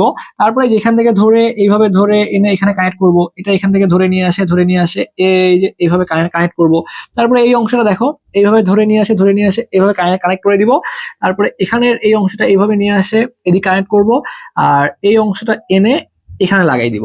ওকে, তারপর আরেকটা অংশ বাকি আছে, এইটা নিয়ে আসে যে এভাবে নিয়ে আসে এই লাগাই দিলাম। ওকে, আচ্ছা, তো এটা হচ্ছে দেখো আমরা কি করলাম এই জায়গাটার মধ্যে। এই জায়গাটায় এই যে একদম সব থেকে বাহিরের যে প্রাচীরটা দেখতে পাচ্ছ, এই যে নীল কালার দিয়ে যে প্রাচীরটা দেখতে পাচ্ছ, এই প্রাচীরটাকে বলা হয় কোষ প্রাচীর। এই প্রাচীরটাকে কি বলা হয়? এই প্রাচীরটাকেই বলা হয় কোষ প্রাচীর। এই প্রাচীরটাকেই বলা হয় কোষ প্রাচীর। এই যে আমরা লিখলাম না যে একটা জীব কোষের গঠন, একটা কোষের সবচেয়ে গুরুত্বপূর্ণ অংশ দুইটা, একটা হচ্ছে কোষ প্রাচীর আর একটা হচ্ছে প্রোটোপ্লাজম। তো এই বাহিরের যে তোমরা লেয়ারটা দেখতে পাচ্ছ বা প্রাচীরটা দেখতে পাচ্ছ, এই প্রাচীরটাকে বলা হয় কোষ প্রাচীর। আমরা এগুলো নিয়ে সামনে আরো পড়াশোনা করবো। আমরা আগে চিত্রটা একটু আর্ট করি। তো আমরা যেটা আর্ট করতেছি সেটা হচ্ছে, এখানে যদি আমি সুন্দর করে লিখি, এখানে চিত্রটা কিসের? এই চিত্রটা হচ্ছে একটা উদ্ভিদ কোষ, একটি উদ্ভিদ কোষ। এই চিত্রটা হচ্ছে একটি উদ্ভিদ কোষের। কিসের চিত্র? একটা উদ্ভিদ কোষের। এটা কি দেখা যাচ্ছে? এই চিত্রটা হচ্ছে একটা উদ্ভিদ কোষের চিত্র। কিসের চিত্র বলতো? এই চিত্রটা হচ্ছে একটা উদ্ভিদ কোষের চিত্র। আচ্ছা, এতটুকু পর্যন্ত দেখা যাচ্ছে। আচ্ছা, তো এবার খেয়াল করো, বাইরের যে প্রাচীরটা সেটাকে বললাম কোষ প্রাচীর বললাম। এই কোষ প্রাচীরের এই যে অংশটা তুমি দেখতে পাচ্ছ, এর সব থেকে বড় অংশ জুড়ে, বা তুমি বলতে পারো যে 50 থেকে 60% জুড়ে যে জিনিসটা থাকে সেটাকে বলা হয় কোষ গহ্বর বলা হয়। কোষ গহ্বর কি দেখো, এই যে এরকম করে ধরে, দাঁড়াও একটু সুন্দর করে এই জিনিসটা আমরা একটু আঁকার চেষ্টা করি। এই যে এভাবে ধরে, এভাবে, এই যে এইভাবে একটা অংশ তোমরা দিবা, এটা হচ্ছে কোষ গহ্বর। দেখো, একটা গহ্বরের মতো অংশ না, একটা গর্তের মতো অংশ না, তো এইটাকে বলা হয় কোষ গহ্বর বলা হয়। একটা একটা উদ্ভিদ কোষের সব থেকে বড় অংশ জুড়ে যে জিনিসটা থাকে সেটাকে বলা হয় কোষ গহ্বর। তো এটা হচ্ছে এখানে কোষ গহ্বর। ওকে, আচ্ছা, এই কোষ গহ্বরের সামনে আমরা সুন্দর করে একটা নিউক্লিয়াস আর্ট করবো। কি করবো? একটা নিউক্লিয়াস আর্ট করবো। এভাবে একটা গোলা দিবা, দেওয়ার পরে 1 2 1 2 3 4 5 এভাবে মুছাই দিবা। ঠিক আছে, পেন্সিল দিয়ে তোমরা মুছাই দিবা গোল্লা দিয়ে নিয়ে। তারপরে এটাকে ডাবল করবা, এই যে এখানে এটাকে ডাবল করলা, তারপরে এই অংশটাকে ডাবল করবা, এই অংশটাকে একটু ডাবল করবা, এই যে এই অংশটাকে আবার, এই অংশটাকে আবার কি করবা, একটু ডাবল করবা, এই অংশটাকে একটু ডাবল করবা, এই অংশটাকে এইভাবে একটু ডাবল করে দিবা। ওকে, দেওয়ার পরে এখানে মাঝখানে গোল্লা দিবা, গোল্লা দিয়ে এই একটা ছোটটা গোল্লা দিয়ে ভরাট করে দিবা। ওকে, এই ভরাট করা অংশটা এটা হচ্ছে আমাদের নিউক্লিওলাস। নিউক্লিওলাস, এই যে ফাঁকা ফাঁকা অংশগুলো, এই যে একটা ফাঁকা অংশ, এই যে একটা ফাঁকা অংশ, এই যে একটা ফাঁকা অংশ, এই ফাঁকা অংশগুলোকে বলা হয় নিউক্লিয়ার রন্ধ্র বলা হয়। নিউক্লিয়ার রন্ধ্র বলা হয়। এরপরে আমরা যে এখানে এইভাবে পেঁচানো পেঁচানো পেঁচানো পেঁচানো কিছু অংশ, এটা তোমার ইচ্ছা মতো তুমি দিবা, ইচ্ছা মতো এইভাবে গোল্লা দিবা, তোমার এটা ইচ্ছা মতো, এখানে বাধা কোনো নিয়ম নাই। ঠিক আছে, জাস্ট এরকম করে কিছু পেঁচানো পেঁচানো কিছু অংশ দিলাম। এই পেঁচানো পেঁচানো অংশগুলাকে বলা হয় ক্রোমাটিন তন্তু বলা হয়। ক্রোমাটিন তন্তু বলা হয়। এইটা যখন আমরা নিউক্লিয়াস নিয়ে আলাদাভাবে আলোচনা করব, তখন এই পুরো জিনিসটা আবারও আমরা আলোচনা করব। আপাতত এই পুরো অংশটা আমরা নাম দিলাম, এই পুরো অংশের নাম দিলাম আমরা নিউক্লিয়াস। আর কিছু লিখবো না, এটা নাম হচ্ছে আমার কি বলতো, এটা নাম হচ্ছে আমার নিউক্লিয়াস। আপাতত এই অংশটার নাম হচ্ছে আমার নিউক্লিয়াস। বাইরের অংশটা কোষ প্রাচীর। এই যে এটা কি বলতো, এটা হচ্ছে কিন্তু আমাদের অবশ্যই বলতো কি, এটা এটা কিন্তু অবশ্যই হচ্ছে আমাদের কোষ গহ্বর। এটা হচ্ছে, আমরা সুন্দর করে যদি লিখে দেই নামটা, এটা হচ্ছে আমাদের কোষ গহ্বর। এটা হচ্ছে আমাদের কোষ গহ্বর। আচ্ছা, আর এটা হচ্ছে আমাদের নিউক্লিয়াস। ঠিক আছে, পুরো অংশটা হচ্ছে আমাদের নিউক্লিয়াস, বাইরেটা হচ্ছে কোষ প্রাচীর। এখন আমরা যে কাজটা করব, এই নিউক্লিয়াসের সাথে, ঠিক আছে, এই নিউক্লিয়াসের সাথে দেখো আমরা আরেকটা অংশ আমরা এখানে একটু ড্র করার চেষ্টা করবো। এই যে এভাবে দুটো টান দিবা, এখানে দেওয়ার পরে এই যে পেঁচাবা, এইভাবে পেঁচাবা, পেঁচায় পেঁচায় পেঁচায় পেঁচায় পেঁচায় লাগাই দিবা। এই যে অংশটা দেখলা, দেখো এই অংশটা গায়ে, এই অংশটা হচ্ছে তোমার এন্ডোপ্লাজমিক রেটিকুলাম। এর গায়ে যখন আমরা যে এইভাবে কিছু কিছু ডট ডট দিব, এইভাবে কিছু কাটা কাটা চিহ্ন দিবা, কাটা কাটা চিহ্ন দিবা, এইভাবে কাটা কাটা দিবে, মানে এগুলো এখানে আমরা রাইবোজোম দিচ্ছি। ঠিক আছে, এইভাবে যদি কাটা কাটা দাও, তখন এটাকে বলা হয় অমসৃণ এন্ডোপ্লাজমিক রেটিকুলাম। প্রথমত এটা হচ্ছে এন্ডোপ্লাজমিক রেটিকুলাম। এই কাটা কাটা গুলো দেওয়ার কারণে এর নামটা হয়ে গেল অমসৃণ এন্ডোপ্লাজমিক রেটিকুলাম। এই নামটা কি বলতো, এর নামটা হচ্ছে অমসৃণ অমসৃণ এন্ডোপ্লাজমিক অমসৃণ এন্ডোপ্লাজমিক অমসৃণ এন্ডোপ্লাজমিক রেটিকুলাম। অমসৃণ এন্ডোপ্লাজমিক রেটিকুলাম। এই জিনিসটা আমরা আরো একটা আঁকবো এখানে। এই যে আরেকটা কিভাবে আঁকবো, এভাবে দিয়ে এই যে এইভাবে জাস্ট এভাবে ঘুরাবা, এভাবে ঘুরাবা ঘুরাবা, এই যে। তাহলে আগেরটা দেখো, এই যে কিছু খাঁজ কাটা ছিল, এই জন্য এটাকে বলছি অমসৃণ এন্ডোপ্লাজমিক রেটিকুলাম। আর এবার এই খাঁজ কাটাগুলো দিব না, তাহলে নামটা কি হবে, তাহলে নামটা হবে মসৃণ এন্ডোপ্লাজমিক রেটিকুলাম। আগে ছিল অমসৃণ এন্ডোপ্লাজমিক রেটিকুলাম, আর এবারে নামটা হবে মসৃণ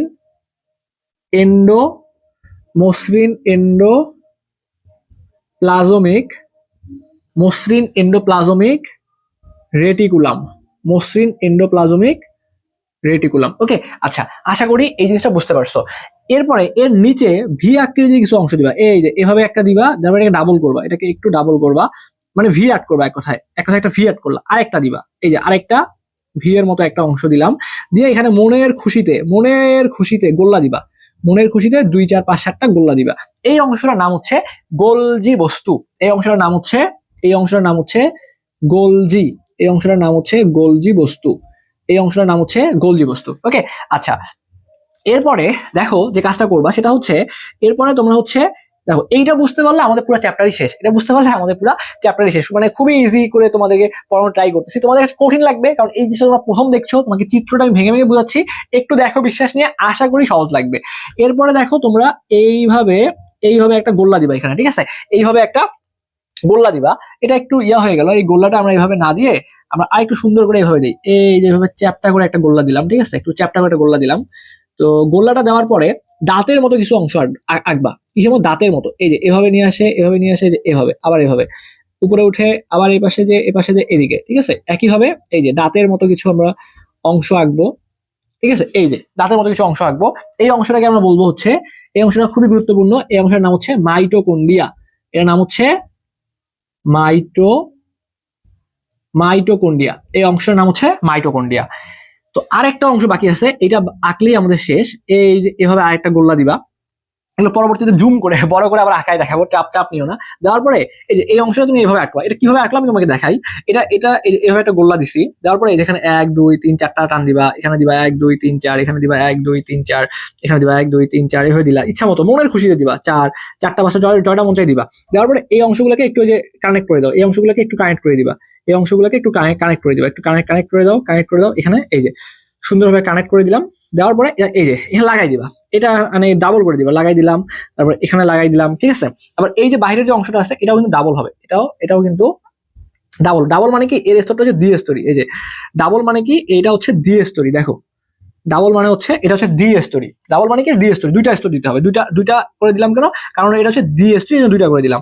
তারপরে জাস্ট এই যে এখানে এটা ইচ্ছা মতো কানেক্ট করে দিবা, এটা এখানে কানেক্ট করে দাও, এটা এখানে কানেক্ট করে দাও, এটা এখানে কানেক্ট করে দাও। তো এই অংশটার নাম হচ্ছে প্লাস্টিড, এই অংশটার নাম হচ্ছে প্লাস্টিড। তো এই অংশটা জাস্ট আমরা ছোট করে, মানে এখানে তো এত সুন্দর করে আঁকানো যাবে না, জাস্ট আমরা যে একটু বোঝানোর জন্য দিব আর কি, একটু টানটুন এখানে মনের খুশিতে একটু দিবা, ঠিক আছে। এই যে মনের খুশিতে একটু লাগাই দাও, এখানে লাগাই দাও। দেওয়ার পরে তুমি এটা নামকরণ করে সব এক সাইডে করবা, এটাকে টেনে নিয়ে এসে লেখো যে এটার নাম হচ্ছে প্লাস্টিড। এটার নাম কি বলতো, এটার নাম হচ্ছে প্লাস্টিড। পয়লা আঁকা দুটো ছয়টা ঋষি আড্ডা প্লাস্টিড। তো এই যে অংশটা আমরা আঁকলাম, ঠিক আছে, এইটা বুঝতে পারলেই আমাদের পড়াশোনা শেষ, আমাদের পড়াশোনা এখানেই শেষ। এইটা বুঝতে পারলে চ্যাপ্টার আমাদের একদম ইজি হয়ে যাবে। তো আমরা দেখো যে কাজটা করলাম সেটা একটু তোমাদের একটু বুঝাই বলি। আমরা বলছিলাম যে এটা কি একটা উদ্ভিদ কোষ দেখা যাচ্ছে, সুন্দরভাবে লেখাই আছে যে চিত্র হচ্ছে একটা উদ্ভিদ কোষ। তো আমি তোমাকে কি বললাম যে একটা কোষের সবচেয়ে গুরুত্বপূর্ণ অংশ কয়টা, দুইটা। এখন থেকে আমার সাথে মুখস্থ করবা, যা যা পড়াবো তাই মুখস্থ করবা। এখানে কি করছি না করছি বোঝো নাই, কোনো সমস্যা নাই, কোনো চাপ নেওয়ার কিছু নেই, এখন যা বলবো তাই মুখস্থ করো। একটা কোষের সবচেয়ে গুরুত্বপূর্ণ অংশ দুইটা, একটা হচ্ছে কোষ প্রাচীর, আরেকটা কি বলতো প্রোটোপ্লাজম। একটা কোষের সবচেয়ে গুরুত্বপূর্ণ অংশ কয়টা ভাইয়া বলতো, দুইটা। কি বলতো, একটা হচ্ছে কোষ প্রাচীর, আরেকটা হচ্ছে প্রোটোপ্লাজম। কোষ প্রাচীর কোনটা, এখানে বাইরের দিকে যে প্রাচীরের মতো যে অংশটা দেখতে পাচ্ছ, এই প্রাচীরের মতো অংশটা হচ্ছে কোষ প্রাচীর। ওকে, এই প্রাচীরের মতো অংশটা হচ্ছে কোষ প্রাচীর। এখন এই যে বাইরের প্রাচীরের মতো যে অংশটা দেখতে পাচ্ছ, এই প্রাচীরের মতো অংশটা বাদ দিয়ে বাকি যা আছে এর ভিতরে সবকিছুকেই বলা হয়, একত্রে বলা হয় প্রোটোপ্লাজম বলা হয়। তার মানে বাইরে এই প্রাচীরের মতো অংশটা বাদ দিয়ে ভিতরের যে অংশটা আছে, এই পুরো অংশটাকে প্রোটোপ্লাজম বলা হয়। পুরো অংশটাকে কি বলা হয়, পুরো অংশটাকে প্রোটোপ্লাজম বলা হয়। তো বিজ্ঞানী যখন এই জিনিসটাকে অনুবীক্ষণ যন্ত্রের মধ্যে দেখছে, তখন তো এরকম এই ক্ষুদ্র ক্ষুদ্র অংশগুলোকে তো এইভাবে দেখে নাই, এই পুরো অংশগুলোকে একত্রে দেখছে জেলির মতো, ঠিক আছে। কিসের মতো দেখছে, জেলির মতো দেখছে। যখন তোমরা যে পাউরুটি খাও, পাউরুটির জেলি থাকে না, ওই জেলির মতো দেখছে। জেলিগুলো কিরকম বলতো, অর্ধ তরল বা আধা তরল টাইপের না, তো এই জেলির মতো দেখছে। তাহলে কি করছে, এই পুরো অংশটা, এই যে দেখো আমি তোমাকে বলি, বাহিরের অংশটা যেটা দেখতে পাইতেছি এটা হচ্ছে কোষ প্রাচীর। ওই কোষ প্রাচীরের বাদে এই ভিতরের পুরো অংশটা হচ্ছে আমাদের প্রোটোপ্লাজম, ভিতরের পুরো অংশটা হচ্ছে আমাদের প্রোটোপ্লাজম। তো এটাকে দেখছে কিরকম দেখছে, এটাকে দেখছে হচ্ছে জেলির মতো, ঠিক আছে, জেলির মতো থকথকে। এই যে অংশটা ছিল, এই পুরো অংশটাকে আমরা বলতেছি একত্রে প্রোটোপ্লাজম বলতেছি। তো আসো আমরা একটু করে পড়াশোনা শুরু করি, কোষ প্রাচীর নিয়ে আবার একটু পড়ি। এই যে কোষ প্রাচীর যেটা আছে, এই কোষ প্রাচীর থেকে সবগুলা পড়াশোনা আমরা একটু শেষ করে ফেলি। তো আমি যদি এখন তোমাকে বলি যে ভাইয়া কোষ প্রাচীর জিনিসটা কি, একটু বলো তো আমাকে, বলতে পারবা কোষ প্রাচীর এখানে কোনটা, বা কোষ প্রাচীর জিনিসটা কি? দেখো আমরা বলতে পারবো যে এই কোষ প্রাচীর হচ্ছে একটা, এটা কি উদ্ভিদ কোষ না, এটা কি উদ্ভিদ কোষ না? তাহলে এই কোষ প্রাচীর হচ্ছে একটা উদ্ভিদ কোষের সবচেয়ে গুরুত্বপূর্ণ অংশ। মানে সবচেয়ে গুরুত্বপূর্ণ কেন, দেখো তো তোমাদের বাসার যে দেয়াল বা প্রাচীর থাকে, সেটা কি করে, সেটা তোমাদের বাসাকে প্রোটেক্ট রাখে, যেন চোর বা যারা হচ্ছে মানে ছিনতাইকারী কেউ যাতে তোমাদের বাসায় এসে মানে চুরি করে নিয়ে যেতে না পারে। এজন্য তো তোমার বাসায় প্রাচীর দাও, দেয়াল দাও, তাই না? তো এজন্য এই কোষের মধ্যে এরকম একটা প্রাচীর দেওয়া হয়েছে, যাতে এই ভিতরের অংশগুলোকে সে রক্ষা করতে পারে। তো যেহেতু সে ভিতরের সবগুলো অংশকে রক্ষা করতেছে, তার মানে বাইরের দিকে যে প্রাচীরটা আছে, এটা সবচেয়ে গুরুত্বপূর্ণ অংশ না বলতো? হ্যাঁ, তার মানে এটা তো সবচেয়ে গুরুত্বপূর্ণ অংশ। কার, একটা উদ্ভিদ কোষ যেহেতু পড়তেছি, তার মানে একটা উদ্ভিদ কোষের সবচেয়ে গুরুত্বপূর্ণ অংশ। তাই এই কোষ প্রাচীরটা হচ্ছে একটা উদ্ভিদ কোষের সবচেয়ে গুরুত্বপূর্ণ অংশ। ওকে, এখন আমরা তো শুরুতেই বলছিলাম আমাদের বইয়ের মধ্যে উদ্ভিদ কোষ আছে, আরেকটা আছে প্রাণী কোষ, ঠিক আছে, প্রাণী কোষ। তো এখন প্রাণী কোষের চিত্র তো আমরা এখানে আঁকি নাই, শুধুমাত্র উদ্ভিদ কোষের চিত্র আঁকছি। একটা কোষের চিত্র আঁকে পুরো জিনিসটা বর্ণনা করা যাবে, কোনো সমস্যা নাই। আর প্রাণী কোষের চিত্রটা আমরা তোমাদেরকে বই থেকে দেখিনি, বা আমি তোমাকে এটা পরবর্তীতে দেখাই দেবো, কোনো সমস্যা নাই। তো মনে রাখবা, এই যে কোষ প্রাচীর যেটা আছে, এই কোষ প্রাচীরটা শুধুমাত্র উদ্ভিদ কোষে থাকে। এই কোষ প্রাচীরটা শুধুমাত্র উদ্ভিদ কোষে থাকে, প্রাণী কোষে থাকে না। বাকি জিনিসগুলো থাকতে পারে, মোটামুটি সবই ঠিকঠাক থাকবে, দু একটা জিনিস উদ্ভিদ কোষ এবং প্রাণী কোষের মধ্যে আলাদা হবে। সেই জিনিসটার মধ্যে একটা হচ্ছে, বলে দিলাম তোমাকে, কোষ প্রাচীর। এই যে বাইরের যে লেয়ারটা দেখতেছো, এই যে নীল কালার দিয়ে যে লেয়ারটা দেখতেছো, একদম নীল কালার দিয়ে যে লেয়ারটা, এই যে এই নীল কালার দিয়ে যে লেয়ারটা, এটা হচ্ছে ভাই আমাদের কোষ প্রাচীর। তো এই কোষ প্রাচীরটা শুধুমাত্র উদ্ভিদ কোষে থাকে, প্রাণী কোষে থাকে না। তাহলে একটা পয়েন্ট কি আমাদের হয়েছে, যে কোষ প্রাচীর উদ্ভিদ কোষের সবচেয়ে গুরুত্বপূর্ণ অংশ। এই যে উদ্ভিদ কোষ, তাই কোষ প্রাচীর হচ্ছে উদ্ভিদ কোষের সবচেয়ে গুরুত্বপূর্ণ অংশ। এবং এই যে কোষ প্রাচীরটা, এটা হচ্ছে একটা জড় পদার্থের তৈরি। এটা কিসের তৈরি? এটা হচ্ছে একটা জড় পদার্থের তৈরি। এবং এই কোষ প্রাচীরের মাঝে এরকম ছিদ্র থাকে, এরকম কিছু কিছু কিছু ছিদ্র থাকে, তুমি চাইলে দিতে পারো। এই ছিদ্রগুলোকে বলা হয় কূপ বলা হয়। এই ছিদ্রগুলোকে কূপ বলা হয়। এই ছিদ্রগুলোকে কূপ বলা হয়। তাহলে কোনো কোনো, সবগুলো জায়গায় থাকে না, কোনো কোনো জায়গায় থাকে। তো কোনো কোনো কোষের প্রাচীরে ছিদ্র থাকে, এই ছিদ্রগুলোকে কূপ বলে। কোনো কোনো কোষের প্রাচীরে ছিদ্র থাকে, এই ছিদ্রগুলোকে কূপ বলে। তাহলে দেখো তো এই কোষ প্রাচীরে কি করতেছে, এক নাম্বার কি করতেছে দেখো তো, কোষ প্রাচীরে যে কাজটা করতেছে, এই যে এখানে কি করছে, কোষের একটা আকার প্রদান করছে না। কোষ প্রাচীর কি করছে, এই কোষটার পুরো স্ট্রাকচার বা আকার গঠন করছে। ওকে, এক নাম্বার পয়েন্ট। দুই নাম্বার কি দেখো তো, এই কোষ প্রাচীরটা কোষের ভিতরের অংশগুলোকে রক্ষা করে না, কোষের ভিতরের অংশগুলোকে রক্ষা করে। এগুলো কিন্তু আমাদের বইয়ের পর আমরা একদম সুন্দর করে মুখস্থ করবো। তাহলে কি করে, কোষ প্রাচীর কোষের একটা আকৃতি দিছে, কোষ প্রাচীর কোষের ভিতরের অংশগুলোকে রক্ষা করতেছে। এবং মনে রাখবা, এটা তো ভেতরের অংশ, এটা বাহিরের অংশ। এই ভেতর এবং বাহিরের মধ্যে তরল পদার্থের চলাচল নিয়ন্ত্রণ করে। ভেতর এবং বাহিরের মধ্যে তরল পদার্থের চলাচল নিয়ন্ত্রণ করে। সো এতটুকু আমরা একটু সুন্দর করে মনে রাখবো, যে কোষ প্রাচীর থেকে কি কি মনে রাখবো, যে এটা উদ্ভিদ কোষের কোষ প্রাচীর হচ্ছে উদ্ভিদ কোষের সবচেয়ে গুরুত্বপূর্ণ অংশ। উদ্ভিদ কোষের সবচেয়ে, কোষ প্রাচীর হচ্ছে উদ্ভিদ কোষের সবচেয়ে গুরুত্বপূর্ণ, উদ্ভিদ কোষের সবচেয়ে গুরুত্বপূর্ণ অংশ। তাহলে কোষ প্রাচীরটা হচ্ছে উদ্ভিদ কোষের সবচেয়ে গুরুত্বপূর্ণ অংশ। এটা কি প্রাণী কোষে থাকবে? মনে রাখবা, প্রাণী কোষে থাকে না, উদ্ভিদ কোষেই থাকে। এটা প্রাণী কোষে থাকে না। কোষ প্রাচীর উদ্ভিদ কোষের সবচেয়ে গুরুত্বপূর্ণ অংশ। এটা হচ্ছে উদ্ভিদ কোষের সবচেয়ে গুরুত্বপূর্ণ অংশ। এটা প্রাণী কোষে থাকে না। এবং এই কোষ প্রাচীরটা জড় পদার্থের তৈরি। কি পদার্থের তৈরি? জড় পদার্থের তৈরি। কোষ প্রাচীর কি পদার্থের তৈরি? এটা হচ্ছে জড় পদার্থের তৈরি। কোষ প্রাচীর হচ্ছে জড় পদার্থের তৈরি। এবং কোন কোন কোষের প্রাচীরে এই যে ছিদ্র আছে, এই ছিদ্রগুলোকে কি বলা হয়? কূপ বলা হয়। তাহলে মনে রাখবা, যে কোন কোন কোষের প্রাচীরে ছিদ্র থাকে, কোন কোন কোষের প্রাচীরে, কোন কোন কোষের প্রাচীরে, কোন কোন কোষের প্রাচীরে, কোন কোন কোষের প্রাচীরে ছিদ্র থাকে, কোন কোন কোষের প্রাচীরে ছিদ্র থাকে, যাকে কূপ বলে। যাকে কূপ বলে। কি বলে? যাকে কূপ বলে। আর আমি যদি কোষ প্রাচীরের কাজ তোমাকে জিজ্ঞেস করি, যে ভাইয়া বলো তো কোষ প্রাচীরের কাজগুলো কি কি, বলতে পারবে না। যে প্রথম কথা হচ্ছে কোষের আকার প্রদান করে। এক নম্বর কাজটা কি, যে কোষের আকার প্রদান করলো। কি করলো? কোষের আকার প্রদান করে। কোষের আকার প্রদান করে, তাই না? কোষের আকার প্রদান করে। দুই নম্বর কি করতেছে? কোষের ভিতরের অংশগুলোকে রক্ষা করতেছে। তাহলে আমি বলতে পারবো যে ভেতরের অংশগুলোকে রক্ষা করে। ভেতরের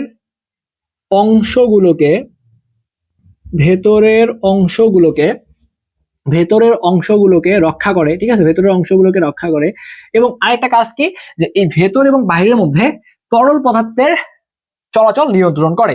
ঠিক আছে, কি বললাম এটা একটু সুন্দর করে লিখে রাখো। 3 নম্বর একটা পয়েন্ট, সেটা হচ্ছে যে ভেতর এবং বাহিরের মধ্যে, ভেতর ও বাহিরের মধ্যে, ভিতর ও বাহিরের মধ্যে তরল পদার্থ চলাচল নিয়ন্ত্রণ করে। ভিতর ও বাহিরের মধ্যে তরল পদার্থ চলাচল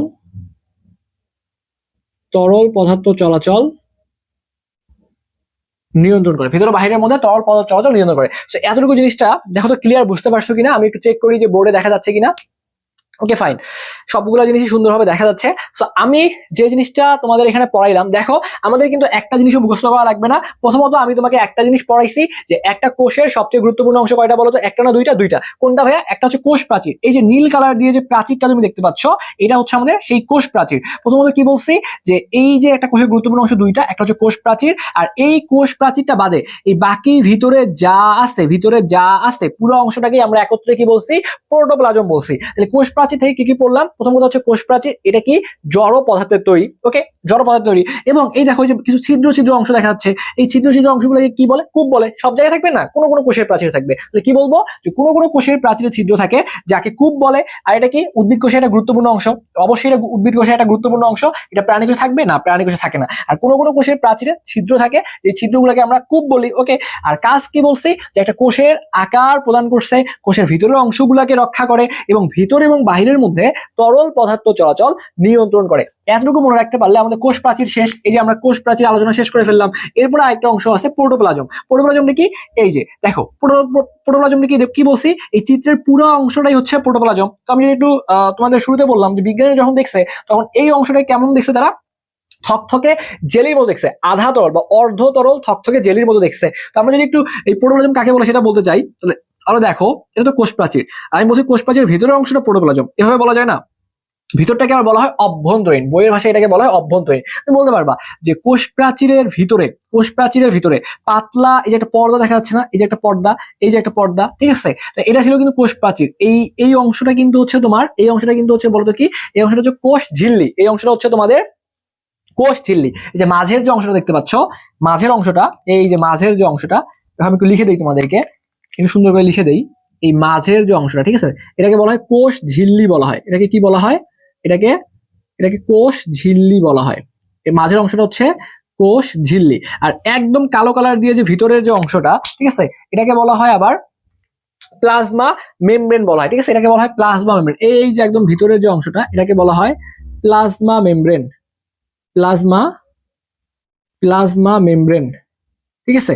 আচ্ছা, তো এই ভিতরের অংশটাকে বলা হয় প্লাজমা মেমব্রেন আর মাঝের অংশটাকে বলা হয় কোষ ঝিল্লি। তো এখন এই যে একটা পাতলা পর্দা দ্বারা, কোষ ঝিল্লির মতো একটা পাতলা পর্দা দ্বারা কি আছে? প্রোটোপ্লাজমটা আবৃত আছে। তো আমি যদি সংজ্ঞাটা বলি যে প্রোটোপ্লাজম কাকে বলে, তাহলে কোষ প্রাচীরের, এই যে এটা কি কোষ প্রাচীর না? অভ্যন্তর মানে কি ভিতরে না? এই পুরো অংশটা কি বলতো? প্রোটোপ্লাজম। আগেই বলছি। তাহলে কোষ প্রাচীরের ভিতরে পাতলা, কোষ প্রাচীরের অভ্যন্তরে বা ভেতরে, কোষ প্রাচীরের অভ্যন্তরে পাতলা পর্দা বেষ্টিত এই অংশটা কেমন দেখছে? আধা তরল দেখছে। তাহলে আধা তরল থকথকে জেলির মতো অংশকে প্রোটোপ্লাজম বলে। তাহলে প্রোটোপ্লাজম কাকে বলে? কোষ প্রাচীরের অভ্যন্তরে, কি বললাম বলতো?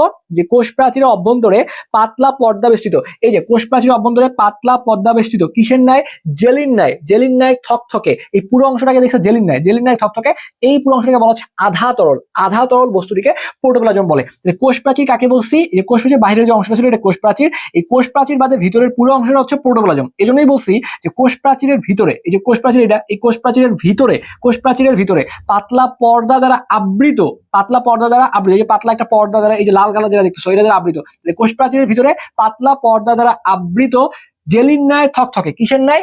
জেলির ন্যায় থকথকে অর্ধ তরল অংশটিকে প্রোটোপ্লাজম বলে। অর্ধতরল অংশ বলতে পারো বা অর্ধতরল বস্তুটিকে, এই পুরোটাকে যদি বস্তু বলি, অর্ধতরল বস্তুটিকে প্রোটোপ্লাজম বলে। তো আমি যদি একটু তোমাদের সংজ্ঞাটা সুন্দর করে একটু লিখে দেই এই জায়গাটায়, ঠিক আছে, এটা মুছানো ভুল করে ফেললাম, এই এতটুকু মুছাইলেই হয়ে যাবে। তো এখানে যেটা লিখছিলাম সেটা হচ্ছে, দেখো, এই একটি কোষের সবচেয়ে গুরুত্বপূর্ণ অংশ একটা কি ছিল, এটা একটু লিখে দেই। একটা ছিল কোষ প্রাচীর। একটা কোষের সবচেয়ে গুরুত্বপূর্ণ অংশ কি কি ছিল বলতো? একটা কোষের সবচেয়ে গুরুত্বপূর্ণ অংশ একটা ছিল কোষ প্রাচীর, আর একটা ছিল প্রোটোপ্লাজম, একটা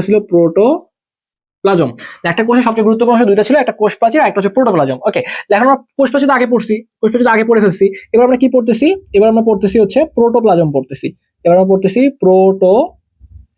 প্রোটোপ্লাজম। তাহলে প্রোটোপ্লাজম জিনিসটা কি বলতো? প্রোটোপ্লাজম জিনিসটা কি? এই যে কোষ প্রাচীরের অভ্যন্তরে মানে কি ভিতরে, তাহলে আমরা লিখবো সুন্দর করে যে কোষ প্রাচীরের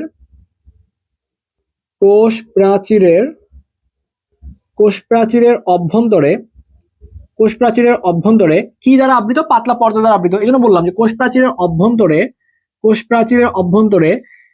পাতলা পর্দা বেষ্টিত। কিসের ন্যায়? জেলির ন্যায় থকথকে। কোষ প্রাচীরের অভ্যন্তরে পাতলা পর্দা বেষ্টিত জেলির ন্যায় থকথকে আধা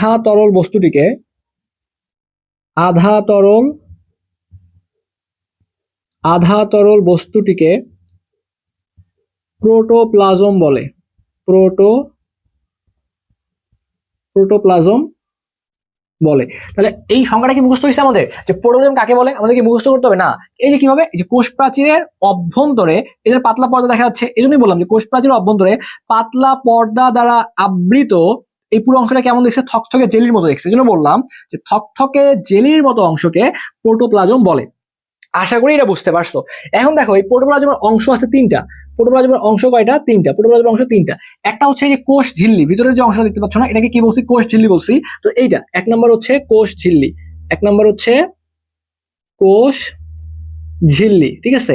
দুই নম্বর হচ্ছে সাইটোপ্লাজম, দুই নম্বর হচ্ছে সাইটো, এক নম্বর কোষ ঝিল্লি, দুই নম্বর হচ্ছে সাইটোপ্লাজম এবং তিন নম্বর হচ্ছে নিউক্লিয়াস। তিনটা অংশ বলছি না, একটা কোষ ঝিল্লি দেখাচ্ছি, এই যে লাল কালার যে অংশটা এটা হচ্ছে কোষ ঝিল্লি, আর এরপর হচ্ছে সাইটোপ্লাজম, আর এরপরে হচ্ছে নিউক্লিয়াস, এরপরে হচ্ছে নিউক্লিয়াস। আচ্ছা এখন দেখো, আমি তো বললাম যে কোষ ঝিল্লি হচ্ছে লাল কালারের অংশটা, নিউক্লিয়াসও দেখতে পাচ্ছ, তাহলে ভাইয়া সাইটোপ্লাজম কোনটা? দেখো দেখো সাইটোপ্লাজম কোনটা। আমি প্রথমত বলছি যে পুরা অংশটা হচ্ছে প্রোটোপ্লাজম, পুরো অংশটা হচ্ছে প্রোটোপ্লাজম, আর এতটুকু হচ্ছে নিউক্লিয়াস। এখন এই প্রোটোপ্লাজম থেকে, পুরোটা কি প্রোটোপ্লাজম না? আমাকে বলো তো, পুরোটা কি প্রোটোপ্লাজম না? এতটুকু কি নিউক্লিয়াস না? এই প্রোটোপ্লাজম থেকে নিউক্লিয়াসকে বাদ দিলে বাকি যা থাকে তাই হচ্ছে সাইটোপ্লাজম। আবার বলি, পুরো অংশটা হচ্ছে প্রোটোপ্লাজম, এতটুকু অংশ হচ্ছে নিউক্লিয়াস। তাহলে এই পুরা প্রোটোপ্লাজম থেকে নিউক্লিয়াসটাকে বাদ দিলে বাকি যা যা থাকে সবগুলা মিলে হচ্ছে সাইটোপ্লাজম। নিউক্লিয়াসের বাদ দিলে এইটা এটা, তারপরে হচ্ছে এখানে তুমি আরো কিছু গোল্লা দিতে পারো, এগুলো হচ্ছে লাইসোজোম দিতে পারো। এই বাকি যে অংশগুলো আছে, এই বাকি অংশগুলোকে আমি একত্রে বলবো সাইটোপ্লাজম। আবারও বলি, পুরো অংশটা হচ্ছে প্রোটোপ্লাজম, এই এতটুকু অংশ হচ্ছে নিউক্লিয়াস, আর পুরোটা কি প্রোটোপ্লাজম। এই প্রোটোপ্লাজম থেকে নিউক্লিয়াসটাকে বাদ দিলে বাকি যে অংশটা থাকে সেটাকেই বলা হচ্ছে সাইটোপ্লাজম। কোষ ঝিল্লি কোনটা? এই যে মাঝখানের যে লেয়ারটা দেখতে পাচ্ছ এটা হচ্ছে কোষ ঝিল্লি। এখন কোষ ঝিল্লি কি দেখো, আমি যদি বলি দেখো এই যে এটা কি পুরো অংশটা কি প্রোটোপ্লাজম না? তাহলে আমি কি বলতে পারি যে সম্পূর্ণ প্রোটোপ্লাজমকে, এই সম্পূর্ণ প্রোটোপ্লাজমকে ঘিরে এই যে লাল কালারের যে অংশটা দেখা যাচ্ছে এটা তো প্রোটোপ্লাজম। এই প্রোটোপ্লাজমকে কে ঘিরে রাখছে? লাল কালারের অংশটা। তাই আমি বলতে পারি যে সম্পূর্ণ প্রোটোপ্লাজমকে ঘিরে যে পাতলা পর্দা দেখা যায় তাকে কোষ ঝিল্লি বলে। বলা কি যায়? পুরোটা তো প্রোটোপ্লাজম, আগেই বললাম। তাহলে এই সম্পূর্ণ প্রোটোপ্লাজমকে ঘিরে এই যে লাল কালারের যে পর্দাটা, এই যে কোষ ঝিল্লি, যে লাল কালারের লাল কালার লাল লাল লাল, এই যে লাল কালারের যে পর্দাটা দেখা যায় এটাই তো হচ্ছে আমার কোষ ঝিল্লি। তাই আমি বলতে পারি যে সম্পূর্ণ প্রোটোপ্লাজমকে ঘিরে যে পাতলা পর্দা দেখা যায় তাকে কোষ ঝিল্লি বলে। এটা কি মুখস্থ হয়েছে? দেখো তো, সম্পূর্ণ প্রোটোপ্লাজমকে ঘিরে যে পাতলা পর্দা বলতে পারো, বা যে নরম পর্দা, বইয়ের ভাষায় বলা হয়েছে নরম পর্দা, যে সম্পূর্ণ প্রোটোপ্লাজমকে ঘিরে যে নরম পর্দা দেখা যায় তাকে কোষ ঝিল্লি বলে। তাহলে কোষ ঝিল্লির সংজ্ঞাটা তুমি সুন্দর করে একটু লিখে রাখতে পারো, যে সম্পূর্ণ প্রোটোপ্লাজমকে ঘিরে সম্পূর্ণ প্রোটোপ্লাজমকে ঘিরে সম্পূর্ণ প্রোটোপ্লাজমকে সম্পূর্ণ প্রোটোপ্লাজমকে ঘিরে যে পাতলা পর্দা দেখা যায়, সম্পূর্ণ প্রোটোপ্লাজমকে ঘিরে যে পাতলা পর্দা দেখা যায় তাকে তাকে প্রোটোপ্লাজম বলে, সরি তাকে কোষ ঝিল্লি বলে। তাকে কি বলে? তাকে কোষ ঝিল্লি বলে। তাহলে সম্পূর্ণ প্রোটোপ্লাজমকে ঘিরে যে পাতলা পর্দা দেখা যায় তাকে কোষ ঝিল্লি বলে। তাহলে বলো তো প্রোটোপ্লাজম জিনিসটা কি? প্রোটোপ্লাজমটা ছিল কিন্তু পুরো অংশটাই হচ্ছে প্রোটোপ্লাজম। তাহলে আমি কি বলছিলাম? প্রোটোপ্লাজম কি? এটা তো অবশ্যই কোষ প্রাচীরের ভিতরে। তাহলে কোষ প্রাচীরের ভিতরে পাতলা পর্দা বেষ্টিত থকথকে জেলির মতো অংশকে আমি আবার বলি যে কোষ প্রাচীরের অভ্যন্তরে পাতলা পর্দা দ্বারা আবৃত জেলির ন্যায় অর্ধতরল ছিল, কিন্তু জেলির ন্যায় অর্ধতরল থকথকে অংশকে প্রোটোপ্লাজম বলে। এই অংশটাকে প্রোটোপ্লাজম বলে। হয়ে গেছে। আচ্ছা, এটাই আমাদের পড়লেই শেষ, কাজ শেষ। এখন আবার বলছিলাম কি, প্রোটোপ্লাজমকে তিনটা ভাগে ভাগ করা হয়েছে ভাইয়া। প্রোটোপ্লাজমকে কয়টা ভাগে ভাগ করা হয়েছে? তিনটা। একটা কি ভাইয়া? এই যে কোষ ঝিল্লি ভাইয়া, আরেকটা কি ভাইয়া? সাইটোপ্লাজম, আরেকটা কি ভাইয়া? নিউক্লিয়াস। তাহলে ভাইয়া কোষ ঝিল্লি জিনিসটা কি? এই যে কোষ ঝিল্লি জিনিসটা কি? সম্পূর্ণ প্রোটোপ্লাজমকে ঘিরে যে নরম পর্দা দেখা যায় তাকে কোষ ঝিল্লি বলে। বাবা অবশ্যই পারবা। এই যে কাকে বলে কোষ ঝিল্লি? সম্পূর্ণ প্রোটোপ্লাজমকে ঘিরে যে পাতলা বলতে পারো, অথবা এটাকে বলতে পারো নরম পর্দা বলতে পারো, যে নরম পর্দা দেখা যায় তাকে কি বলছে? তাকে কোষ ঝিল্লি বলছে। আচ্ছা এবার আসো, সাইটোপ্লাজম কাকে বলে? পুরো অংশটা তো ছিল আমাদের প্রোটোপ্লাজম। তাহলে প্রোটোপ্লাজম থেকে নিউক্লিয়াসকে বাদ দিলে বাকি যে অংশটা থাকে তাকেই সাইটোপ্লাজম বলে। হয়ে গেছে সংখ্যাটা। দেখো তো একবারই হয়ে গেল না জিনিসটা আমাদের? বলতো, পারবা না এটা? যে প্রোটোপ্লাজম থেকে নিউক্লিয়াসকে বাদ দিলে যে অর্ধতরল, এই যে বাকি যে অংশটা থাকে, তাহলে প্রোটোপ্লাজম থেকে নিউক্লিয়াসকে বাদ দিলে যে অর্ধতরল অংশটা থাকে তাকে আমরা সাইটোপ্লাজম বলবো। আচ্ছা, সাইটোপ্লাজমে যাওয়ার আগে প্রোটোপ্লাজম থেকে তোমার একটু একবার কোষ ঝিল্লিটা একবারে শেষ করে যাই। কোষ ঝিল্লিটা আসলে কি কাজ করে, এটা কোষের ভেতরে ও বাহিরের মধ্যে। দেখো এই কোষ ঝিল্লিটা কি কাজ করে, এর যদি কাজ তোমাকে একটু বলি, এটা কোষের ভেতরে এবং বাহিরের মধ্যে মনে রাখবা পানি, খনিজ পদার্থ চলাচল নিয়ন্ত্রণ করে। ঠিক আছে, পানি, তারপর হচ্ছে খনিজ পদার্থ ও গ্যাস। ঠিক আছে, পানি, খনিজ পদার্থ ও গ্যাস চলাচল নিয়ন্ত্রণ করে। ঠিক আছে, নিয়ন্ত্রণ করে। আমাদের ভিডিও কি চলতেছে, একটু দেখে আসি যে আমাদের ভিডিও চলতেছে কিনা। ওকে ফাইন, আমাদের ভিডিও চলতেছে। আমি যে জিনিসটা বললাম যে আমাদের এটা কি কাজ করে, এটা হচ্ছে পানি, খনিজ পদার্থ ও গ্যাস চলাচল নিয়ন্ত্রণ করে। আচ্ছা, এটা আমরা বুঝতে পারছি। তাহলে এবার আসো সাইটোপ্লাজম আসো। তাহলে সাইটোপ্লাজম কাকে বলে দেখো, তাহলে কি বলবো, যে প্রোটোপ্লাজম থেকে নিউক্লিয়াসকে বাদ দিলে যে অর্ধতরল অংশটি দেখা যায় তাকে সাইটোপ্লাজম বলে। যে অর্ধতরল অংশটি দেখা যায় তাকে কি বলে, তাকে হচ্ছে সাইটোপ্লাজম বলে। এতটুকু তো বলতে পারবা। তাহলে কি বললাম, প্রোটোপ্লাজম থেকে নিউক্লিয়াসকে বাদ দিলে যে অর্ধতল, তাহলে এই যে পুরোটা প্রোটোপ্লাজম, এই প্রোটোপ্লাজম থেকে নিউক্লিয়াসকে বাদ দিলে যে অর্ধতল অংশটি থাকে তাকে আমরা সাইটোপ্লাজম বলতে পারি। তাকে আমরা কি বলতে পারি, সাইটোপ্লাজম বলতে পারি। আচ্ছা, এতটুকু আমাদের ক্লিয়ার হয়ে গেছে। এখন এখান থেকে একটা এমসিকিউ মাথায় রাখবা, সাইটোপ্লাজম থেকে পরীক্ষা একটা এমসিকিউ আসতে পারে। সেটা হচ্ছে যে এটা কোষের ক্ষুদ্র ক্ষুদ্র অঙ্গাণুগুলোকে ধারণ করে। এই সাইটোপ্লাজম কি করে, কোষের ক্ষুদ্র ক্ষুদ্র অঙ্গাণুগুলোকে ধারণ করে। তাহলে আমরা নিউক্লিয়াসটা মুছে দিই, নিউক্লিয়াসটা তো পরে পড়বো, আমরা যেন নিউক্লিয়াসটা মুছে দিলাম। জাস্ট আমরা যেটা পড়তেছিলাম সেটা হচ্ছে প্রোটোপ্লাজম। এই যে প্রোটোপ্লাজম, এর কয়টা অংশ, এই প্রোটোপ্লাজমের তিনটা অংশ। কয়টা অংশ ভাইয়া, তিনটা অংশ। আমরা এই তিনটা অংশ একটু পড়তেছিলাম। তার মধ্যে একটা ছিল আমাদের কোষ ঝিল্লি, একটা ছিল আমাদের কোষ ঝিল্লি, এই যে কোষ ঝিল্লি। আরেকটা কি ছিল ভাইয়া, আমাদের সাইটোপ্লাজম। আরেকটা ছিল আমাদের সাইটোপ্লাজম।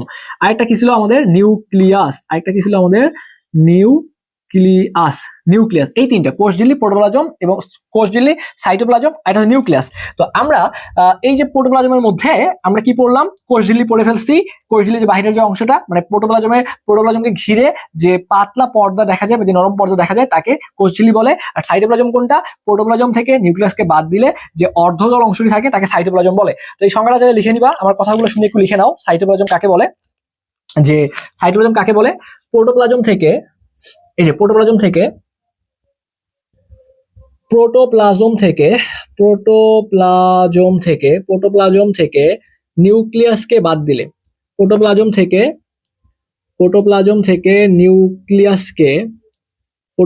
নিউক্লিয়াসকে বাদ দিলে, প্রোটোপ্লাজম থেকে নিউক্লিয়াসকে বাদ দিলে যে অর্ধতরল অংশটি থাকে, যে অর্ধতরল অংশ থাকে বা দেখা যায়, তাকে কি বলে, তাকে সাইটোপ্লাজম বলে।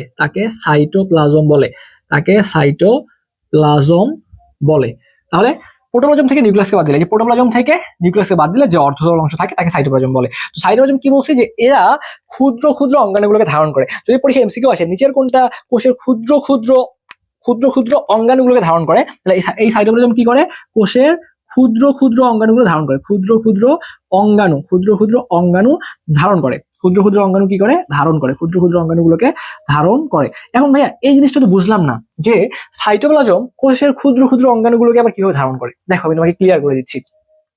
নিউক্লিয়াস বাদ বাকি অংশটা কি ভাইয়া, সাইটোপ্লাজম না? আচ্ছা, তাহলে সাইটোপ্লাজমের মধ্যে কি কি আছে ভাইয়া, এই যে দেখো তো, একটা আছে তোমার হচ্ছে এন্ডোপ্লাজমিক রেটিকুলাম, মসৃণ এন্ডোপ্লাজমিক রেটিকুলাম আছে। তারপরে এই যে একটা প্লাস্টিড দেখতে পাচ্ছি, এই যে একটা মাইটোকন্ড্রিয়া দেখতে পাচ্ছি, এই যে গোলজি বস্তু দেখতে পাচ্ছি। তাহলে এই এরকম যে অংশগুলো আছে, এই অংশগুলা কার অংশ বলতো, সাইটোপ্লাজমের অংশ। তো যেহেতু এইগুলো সাইটোপ্লাজমের অংশ, এগুলো সাইটোপ্লাজমের জৈবিক কার্যাবলী নিয়ন্ত্রণে সাহায্য করে। তাহলে সাইটোপ্লাজমের এই যে বাকি যে অঙ্গাণুগুলো দেখা যাচ্ছে, এই অঙ্গাণুগুলো সাইটোপ্লাজমের জৈবিক কার্যাবলী নিয়ন্ত্রণে সাহায্য করে। এই জন্য এগুলোকে বলা হয় সাইটোপ্লাজমিক অঙ্গাণু। তাহলে যে বলছে না যে সাইটোপ্লাজম কি করে, ক্ষুদ্র ক্ষুদ্র অঙ্গাণুগুলোকে ধারণ করে। তাহলে সাইটোপ্লাজম তো এই নিউক্লিয়াসটা বাদ দিলে তো পুরোটা সাইটোপ্লাজম। এই সাইটোপ্লাজমের মধ্যে কি কি আছে, এই যে এটা তো বলতে ভুলে গেছি, যে কোষ গহ্বর আছে, তারপরে এন্ডোপ্লাজমিক রেটিকুলাম আছে, প্লাস্টিড আছে, মাইটোকন্ড্রিয়া আছে। এইগুলো হচ্ছে সাইটোপ্লাজমের অংশ বা সাইটোপ্লাজমের অঙ্গাণু। তো এগুলো যেহেতু সাইটোপ্লাজমের অঙ্গাণু, এগুলো যেহেতু সাইটোপ্লাজমের জৈবিক কার্যাবলী নিয়ন্ত্রণে সাহায্য করে, এজন্য এই অঙ্গাণুগুলোকে বলা হয় সাইটোপ্লাজমিক অঙ্গাণু। সাইটোপ্লাজমিক অঙ্গাণু বলা হয়। তাহলে সাইটোপ্লাজম থেকে কি মনে রাখবো? এগুলো যে ক্ষুদ্র ক্ষুদ্র অঙ্গাণুগুলোকে ধারণ করে। এই যে ক্ষুদ্র ক্ষুদ্র অঙ্গগুলো দেখতে দেখতে পাচ্ছি না, পুরোটা মিলেই তো একটা সাইটোপ্লাজম। এই জন্য বলতে পারি যে এই ক্ষুদ্র ক্ষুদ্র অঙ্গাণুগুলোকে কে ধারণ করে? সাইটোপ্লাজম ধারণ করে। তাহলে সাইটোপ্লাজমের অঙ্গাণুগুলা সম্পর্কে আমাদের তো জানতে হবে। আমাদের বইয়ে 3টা অঙ্গাণু নিয়ে আলোচনা করছে। আমাদের বইয়ে শুধুমাত্র সাইটোপ্লাজমের যে অঙ্গাণুগুলা, মানে আমি বললাম নিউক্লিয়াস বাদে বাকি যেটা সেটা হলো সাইটোপ্লাজম। তো সাইটোপ্লাজমের যে অঙ্গাণুগুলো আছে সেগুলো কোনগুলা? এখানে বাকি যা দেখতে পাচ্ছ সবগুলো অঙ্গাণু। তো আমাদের বইয়ে মাত্র 3টা অঙ্গাণু নিয়ে আলোচনা করছে। কোনটা নিয়ে আলোচনা করছে? 1 নম্বর হচ্ছে কোষ গহ্বর নিয়ে আলোচনা করছে। এই কোষ গহ্বর নিয়ে আলোচনা 1 নম্বর এটা না, 1 নম্বরে আমাদের বইয়ে রাখছে হচ্ছে প্লাস্টিড। এই যে প্রথমত প্লাস্টিডকে নিয়ে আলোচনা করছে, প্লাস্টিডকে নিয়ে আলোচনা করছে, এরপরে কোষ গহ্বরকে নিয়ে আলোচনা করছে, এরপরে মাইটোকন্ড্রিয়া নিয়ে আলোচনা করছে। তো আমরা কোন জায়গাটা পড়তেছি বোঝা যাচ্ছে? আমরা কিন্তু এই যে এখনো এই জায়গাটায় আছি যে একটা কোষের সবথেকে গুরুত্বপূর্ণ অংশ দুইটা। একটা কোষ প্রাচীর, কোষ প্রাচীর তো যে নীল কালার অংশটা সেটা শুরুতেই তোমাদেরকে পড়াই ফেলছি। তো যদি বলি যে কোষ প্রাচীরটা কি, কোষ প্রাচীরটা তুমি বলছো, পড়াইছিলাম তোমাকে যে কোষ প্রাচীরটা হচ্ছে একটা উদ্ভিদ কোষের সবচেয়ে গুরুত্বপূর্ণ অংশ। এই কোষ প্রাচীরটা হচ্ছে জড় পদার্থের তৈরি, বাইরের দিকের যে লেয়ারটা বা প্রাচীরটা। তারপরে এই কোষ প্রাচীরের মধ্যে যে ছোট ছোট ছোট যে ছিদ্র থাকে সেগুলোকে কূপ বলা হয়। আর এই কোষ প্রাচীর কি করে? এটা ভিতরের অংশগুলোকে রক্ষা করে, কোষের একটা আকার প্রদান করে এবং ভেতর এবং বাইরের মধ্যে তরল পদার্থ চলাচল নিয়ন্ত্রণ করে। যদি ভুলে যেয়ে থাকো ভিডিওটা একটু টেনে দেখো যে আমি কোষ প্রাচীর নিয়ে এগুলোই তোমাদেরকে পড়াইছি। এরপরে পড়াইছি ভাই কোনটা? প্রোটোপ্লাজম। কোষ প্রাচীর হচ্ছে বাইরের লেয়ারটা, এই বাইরের লেয়ারটা বাদ দিয়ে ভিতরের পুরো অংশটাই হচ্ছে প্রোটোপ্লাজম। এবং আমি সংজ্ঞাটা এভাবে বলছিলাম, কোষ প্রাচীরের অভ্যন্তরে পাতলা পর্দা বেষ্টিত জেলির ন্যায় থকথকে আধা তরল অংশটিকে, এই পুরো অংশটা হচ্ছে আধা তরল অংশটিকে প্রোটোপ্লাজম বলে। পুরো অংশটাই ছিল প্রোটোপ্লাজম। এই প্রোটোপ্লাজম কি করছে আবার? এই প্রোটোপ্লাজম আবার 3টা অংশে ভাগ করছে। কোনটা কোনটা ভাইয়া? এই যে একটা কোষ ঝিল্লি, তারপরে একটা নিউক্লিয়াস, এই যে একটা কোষ ঝিল্লি, একটা নিউক্লিয়াস, আর এই নিউক্লিয়াস বাদে বাকি অংশটাকে কি বলছে? সাইটোপ্লাজম বলছে। তাহলে পরীক্ষায় যদি বলে যে কোষ ঝিল্লি কাকে বলে, কোষ ঝিল্লি কাকে বলে? দেখো এই যে প্রোটোপ্লাজমকে ঘিরে যে পাতলা পর্দা দেখা যায়, সম্পূর্ণ প্রোটোপ্লাজমকে ঘিরে যে পাতলা পর্দা দেখা যায়, এই যে লাল কালারের যে পাতলা পর্দাটা দেখা যাচ্ছে, এটা হচ্ছে আমার কোষ ঝিল্লি। কোষ ঝিল্লি সংজ্ঞা শেষ। সাইটোপ্লাজম কাকে বলে বলবা? এই যে এটা কি সম্পূর্ণ প্রোটোপ্লাজম? তাহলে সম্পূর্ণ প্রোটোপ্লাজম থেকে নিউক্লিয়াসকে বাদ দিলে যে অর্ধতরল অংশটি থাকে তাকে সাইটোপ্লাজম বলে। নিউক্লিয়াস কাকে বলে? দেখো এই প্রোটোপ্লাজমের মধ্যে, এই যে এটা প্রোটোপ্লাজম না, এই প্রোটোপ্লাজমের মধ্যে যে এই যে গোলাকার যে ঘন যে অংশটা দেখতে পাচ্ছ, এটা তো নিউক্লিয়াস। আমরা নিউক্লিয়াস নিয়ে একটু পরে আবার বিস্তারিত আলোচনা করবো, তাহলে এটা আমাদের কভার আপ হয়ে যাবে। তো এখন আমাদের যে অংশটা ছিল সাইটোপ্লাজম, তো সাইটোপ্লাজমের কিছু অঙ্গাণু আছে, যেমন এখানে তোমাদের প্লাস্টিড আছে, মাইটোকন্ড্রিয়া, গোলজি বস্তু, কোষ গহ্বর, তারপর হচ্ছে এই যে এন্ডোপ্লাজমিক রেটিকুলাম। তো এইগুলোর মধ্যে আমাদের বইয়ে 3টা অঙ্গাণু নিয়ে আলোচনা করছে। কোন 3টা অঙ্গাণু নিয়ে আলোচনা করছে? একটা হচ্ছে প্লাস্টিড নিয়ে আলোচনা করছে, এরপরে কোষ গহ্বর নিয়ে আলোচনা করছে, এরপরে মাইটোকন্ড্রিয়া নিয়ে আলোচনা করছে। তো আমরা এখন এই অঙ্গাণুগুলো নিয়ে একটু করে পড়াশোনা করব। তো আসো আমরা তাহলে এই অঙ্গাণুগুলো নিয়ে একটু পড়াশোনা করি। প্রথমতই আমরা আলোচনা করব তাহলে এই প্রোটোপ্লাজমের মধ্যেই যে প্রোটোপ্লাজম পড়ছি না, এই প্রোটোপ্লাজমের সাইটোপ্লাজমের যে অঙ্গাণুগুলো আছে এই অঙ্গাণুগুলো নিয়ে আমরা আলোচনা করব। তো ওই সাইটোপ্লাজমের অঙ্গাণু, ঠিক আছে?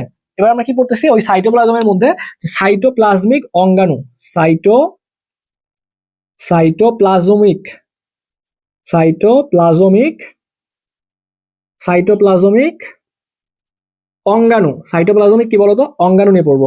তো এই সাইটোপ্লাজমিক অঙ্গাণুর মধ্যে শুরুতেই কোনটা নিয়ে আলোচনা করব? প্লাস্টিড নিয়ে আলোচনা করব। এখন প্রথমত আমাকে যে জিনিসটা বুঝতে হবে 1 নম্বরে, সেটা হচ্ছে যে এই প্লাস্টিড এটা আবার কি? এই প্লাস্টিড জিনিসটা আবার কি? এই প্লাস্টিড জিনিসটা আবার কি? এটা আমরা একটু আগে বোঝার চেষ্টা করব। তো দেখো প্লাস্টিডটা কি, আমি তোমাকে একটু সহজ করে বুঝাই। সেটা হচ্ছে এই যে তুমি কখনো দেখবা যে গাছের পাতাগুলো লাল হয়, বা কখনো দেখবে গাছের পাতা সবুজ হয়, আবার দেখবে কখনো গাছের পাতা সরে যে গাছের পাতাগুলো বর্ণহীন হয়ে যায়। বা তুমি একটা আমের কথা চিন্তা করতে পারো, আমটা যখন কাঁচা অবস্থায় থাকে তখন তার রং দেখবা যে সবুজ, বা যখন একটু পাকতেছে তখন দেখবা যে একটু হলুদ হচ্ছে, খুব পেকে গেলে সে লাল হয়ে যাচ্ছে। এই যে কালারের যে পরিবর্তনগুলা, এইটা বেসিক্যালি হয় কার কারণে? এটা বেসিক্যালি হয় প্লাস্টিকের কারণে, ঠিক আছে? এই যে কালারের যে ভিন্নতা, এটাই হয় মূলত প্লাস্টিকের কারণে, ঠিক আছে? তাহলে পাতা ফুল ও ফলের যে বিচিত্র রং আমরা দেখি সেটা হয় মূলত এই প্লাস্টিকের কারণে। কি বললাম? পাতা ফুল বা ফলের যে বিচিত্র রং আমরা দেখি, পাতা ফুল বা ফলের যে বিচিত্র রং আমরা দেখি, তা সবাই কি হয়? প্লাস্টিকের কারণে হয়। একটু লিখে ফেলো যে পাতা ফুল বা ফলের, পাতা ফুল বা ফলের, পাতা ফুল বা ফলের যে বিচিত্র রং, যে বিচিত্র রং আমরা দেখি, পাতা ফুল বা ফলের যে বিচিত্র রং আমরা দেখি, তা সবই প্লাস্টিকের কারণে হয়। পাতা ফুল বা ফলের যে বিচিত্র রং আমরা দেখি তা সবই কার কারণে হয়? তা সবই কিন্তু এই প্লাস্টিড এর কারণে হয়। আর সবই এই প্লাস্টিকের কারণে হয়। তাহলে কি বললাম, যে পাতা, ফুল বা ফলের যে বিচিত্র রং আমরা দেখি সবগুলো কিন্তু প্লাস্টিকের কারণে হচ্ছে। ওকে, এতটুকু বোঝা গেল। তাহলে আমি শুরুতে একটা জিনিস বলছিলাম যে এই যে কোষ প্রাচীর, এটা শুধুমাত্র উদ্ভিদ কোষে পাওয়া যায়, প্রাণী কোষে পাওয়া যায় না। এখন আরেকটা বলতেছি, সেটা হচ্ছে প্লাস্টিড। এই প্লাস্টিড শুধুমাত্র উদ্ভিদ কোষে পাওয়া যায়, ঠিক আছে, এটা প্রাণী কোষে পাওয়া যায় না। প্লাস্টিড শুধুমাত্র উদ্ভিদ কোষে পাওয়া যায়, শুধুমাত্র উদ্ভিদ কোষে পাওয়া যায়। তাহলে শুধুমাত্র কোথায় পাওয়া যায়? এটা শুধুমাত্র উদ্ভিদ কোষে পাওয়া যায়। মনে রাখবা, প্লাস্টিক শুধুমাত্র উদ্ভিদ কোষে পাওয়া যায় এবং এটা প্রাণী কোষে পাওয়া যায় না। এবং এটা প্রাণী কোষে পাওয়া যায় না, প্রাণী কোষে পাওয়া যায় না, এটা শুধুমাত্র উদ্ভিদ কোষে পাওয়া যায়। এতটুকু বুঝতে পারছি? ওকে, এবার মনে রাখবা, এই প্লাস্টিক হচ্ছে 3 প্রকার। এই 3 প্রকার আমাদের বই ডিরেক্ট বলা নাই, উপরের ক্লাসে বলা আছে, কিন্তু বই একটু জগা খিচুড়ি করে দেওয়া আছে, আমি ক্লিয়ার করে দিচ্ছি। মনে রাখবা, এই প্লাস্টিক হচ্ছে কয় প্রকার? 3 প্রকার। কয় প্রকার ভাইয়া? প্লাস্টিক 3 প্রকার। এই যে বললাম প্লাস্টিক 3 প্রকার, এটা নিয়ে একটু আমাদের পড়তে হবে। তাহলে এটা একটু কোথায় লিখবো? এখানে লিখবো? জায়গায় কি হবে? আচ্ছা, একটু কষ্ট করে লিখি। তাহলে কোথায় লিখবো বলতো? প্লাস্টিক এখানে লিখি। আচ্ছা, একটা মনে করো, একটা হচ্ছে ক্লোরোপ্লাস্ট, একটা মনে রাখবা ক্লোরোপ্লাস্ট, একটা হচ্ছে ক্লোরোপ্লাস্ট। 2 নম্বরটা হচ্ছে ক্রোমোপ্লাস্ট, 2 নম্বরটা হচ্ছে ক্রোমোপ্লাস্ট। একটা ক্লোরো, একটা হচ্ছে ক্রোমোপ্লাস্ট, আর একটা আছে, এটাকে বলা হয় লিউকোপ্লাস্ট, এটাকে বলা হয় লিউকোপ্লাস্ট। আচ্ছা, ক্লোরোপ্লাস্টটা কি? ক্লোরোপ্লাস্টটা বেসিক্যালি হচ্ছে, এটা হচ্ছে সবুজ সবুজ সবুজ কালার, ঠিক আছে? ক্লোরোপ্লাস্ট কি? সবুজ কালার। ওকে, তো এখানে এই ক্লোরোপ্লাস্টের মধ্যে ক্লোরোফিল নামক রঞ্জক থাকার কারণে এরা সালোক সংশ্লেষণ প্রক্রিয়ায় নিজেদের খাদ্য নিজেরাই তৈরি করতে পারে। এখানে ক্লোরোফিল নামক সবুজ রঞ্জক থাকায় এরা সালোক সংশ্লেষণ প্রক্রিয়া নিজেদের খাদ্য নিজেরা তৈরি করতে পারে। তাহলে ক্লোরোপ্লাস্ট কি করে? যে এখানে ক্লোরোফিল নামক সবুজ রঞ্জক থাকায়, যার মাধ্যমে এরা সালোক সংশ্লেষণ প্রক্রিয়া নিজেদের খাদ্য নিজেরাই তৈরি করতে পারে। এখন ক্রোমোপ্লাস্টটা কি? এই যে আমি তোমাকে বললাম, পাতা, ফুল বা ফল বিভিন্ন রঙের হয়, বিভিন্ন কালারের হয়, এই কালারটার জন্য দায়ী হচ্ছে ক্রোমোপ্লাস্ট। তার মানে তুমি মনে রাখবা, লাল, নীল, কমলা, লাল, নীল, কমলা, বিভিন্ন কালারের জন্য দায়ী, ঠিক আছে? বিভিন্ন যে কালার গুলো তুমি দেখতেছো, ফুল বা ফলের যে বিভিন্ন কালার গুলো দেখতেছো, এই কালার গুলোর জন্য দায়ী হচ্ছে ক্রোমোপ্লাস্ট। আর লিউকোপ্লাস্টের কোনো কালার নাই। যার কালার নাই তাকে আমি কি বলবো ভাইয়া? তাকে আমি বলবো বর্ণহীন বলবো। যার কালার নাই সেটাকে আমরা কি বলবো? বর্ণহীন। তাহলে লিউকোপ্লাস্ট হচ্ছে বর্ণহীন। পরীক্ষায় একটা এমসিকিউ আসবে যে নিচের কোন প্লাস্টিড খাদ্য সঞ্চয় করে? নিচের কোন প্লাস্টিড খাদ্য সঞ্চয় করে? মনে রাখবা, এই লিউকোপ্লাস্ট হচ্ছে খাদ্য সঞ্চয় করে। আবারও চেক করি যে আমাদের ভিডিও চলতেছে কিনা। ওকে ফাইন, আমাদের ভিডিও চলতেছে। তো যে জিনিসটা বলতেছিলাম, যে এই যে লিউকোপ্লাস্ট, এই লিউকোপ্লাস্ট হচ্ছে কি বলতো? বর্ণহীন। তাহলে আমরা একটু সামারি করি। আমরা সাইটোপ্লাজমিক অঙ্গাণু শুরুতেই পড়তেছিলাম প্লাস্টিড। প্লাস্টিডটা কি? যে পাতা, ফুল বা ফলের যে বিচিত্র রংগুলো আমরা দেখি, এই রংগুলোর জন্য দায়ী হচ্ছে মূলত প্লাস্টিড। এই প্লাস্টিড শুধুমাত্র উদ্ভিদ কোষে পাওয়া যায়, প্লাস্টিড প্রাণী কোষে পাওয়া যায় না। আচ্ছা, এরপরে বলছিলাম যে এই প্লাস্টিড 3 ধরনের, একটা ক্লোরোপ্লাস্ট, একটা হচ্ছে ক্রোমোপ্লাস্ট, আর একটা হচ্ছে লিউকোপ্লাস্ট। তো ক্লোরোপ্লাস্ট জিনিসটা কি? যে এখানে সবুজ তোমাদের ক্লোরোফিল থাকে, ঠিক আছে?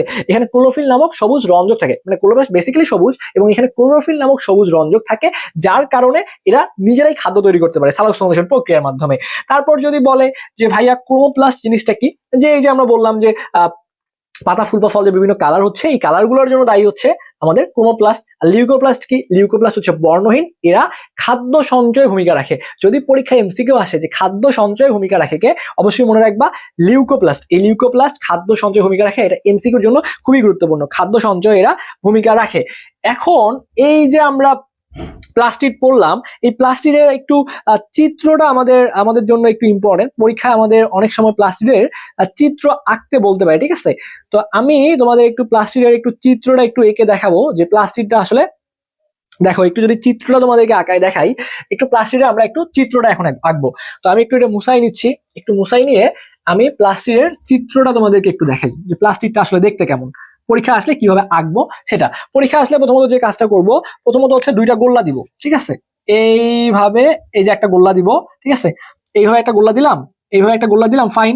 তো এইভাবে একটা গোল্লা দিলাম, যাওয়ার পরে এই দিক দিয়ে এই যে এইভাবে এটাকে দেখো একটু করে, এটাকে আমি ডাবল করে দিলাম। এটাকে ডাবল করে দিলাম মানে কি? মানে প্লাস্টিক হচ্ছে দ্বিস্তরী। এই ডাবল করে দেওয়ার মানেই হচ্ছে এই প্লাস্টিক হচ্ছে দ্বিস্তরী। তাহলে এই প্লাস্টিক হচ্ছে দ্বিস্তরী। এই যে বাইরের যে স্তর, এটাকে বলা হয় বহিস্থ স্তর, আর ভিতরের স্তরটাকে বলা হয় অন্তস্থ স্তর। তো প্লাস্টিক আমি কি বলছিলাম, যে এভাবে টান দিবা, 1 2 3 4, মনে সুখে 1 2 3 4, 1 2 3 4, 1 2 3 4। Okay fine, 1 2 3 4। এটা একটু এখানে না দিয়া একটু সিস্টেমেটিক ওয়েতে একটু উপরে দিবা, 1 2 3 4, 1 2 3 4, 1 2 3 4। এই মাথাগুলো একটু চাইলে একটু কানেক্ট করে দিবা, এই মাথাগুলো একটু কানেক্ট করে দিবা, এই মাথাগুলো কানেক্ট করে দিবা, এই যে সুন্দর করে কানেক্ট কানেক্ট কানেক্ট, এই যে কানেক্ট করে দিলাম। এখানেও এই অংশগুলা কানেক্ট করে দিব, কানেক্ট করে দিব, কানেক্ট কানেক্ট কানেক্ট, এই অংশগুলা কানেক্ট, এই অংশগুলা কানেক্ট করে দিলাম। দেওয়ার পরে যে কাজটা করব সেটা হচ্ছে, খেয়াল করো, এটা করার পরে এই যে তুমি এটা কাজ করবা, এখানে এই ডাবল করে লাগাই দিবা, এখানে ডাবল করে লাগাই দিবা, এখানে ডাবল করে লাগাই দিবা, এই অংশটাকে ডাবল করে লাগাই দিবা, এখানে আবার ডাবল করে লাগাই দিবা, এখানে আবার ডাবল করে লাগাই দিবা। তো এইটাই হচ্ছে মূলত আমাদের প্লাস্টিড। এটা কি বলতো, এই চিত্রটা হচ্ছে আমাদের, এই চিত্রটা হচ্ছে আমাদের প্লাস্টিড। এটা পরীক্ষায় যদি গ নাম্বারে আসে তাহলে চিত্র যদি আঁকো তাহলে ভালো নাম্বার পাবা। এখন প্লাস্টিডে দেখো, এটা কি বললাম, নাম অবশ্যই লেভেলিং করতে হবে। এটা কি, এটা হচ্ছে আমাদের বহিস্থ স্তর। এটা কি বলতো, এটা হচ্ছে আমাদের বহিস্থ স্তর। আর মাঝের যে অংশটা এটা হচ্ছে আমাদের অন্তস্থ স্তর। তাহলে একদম বাইরের দিকে যেটা আছে এটা বহিস্থ স্তর, এখানে যে অংশটা আছে এটা হচ্ছে অন্তস্থ স্তর।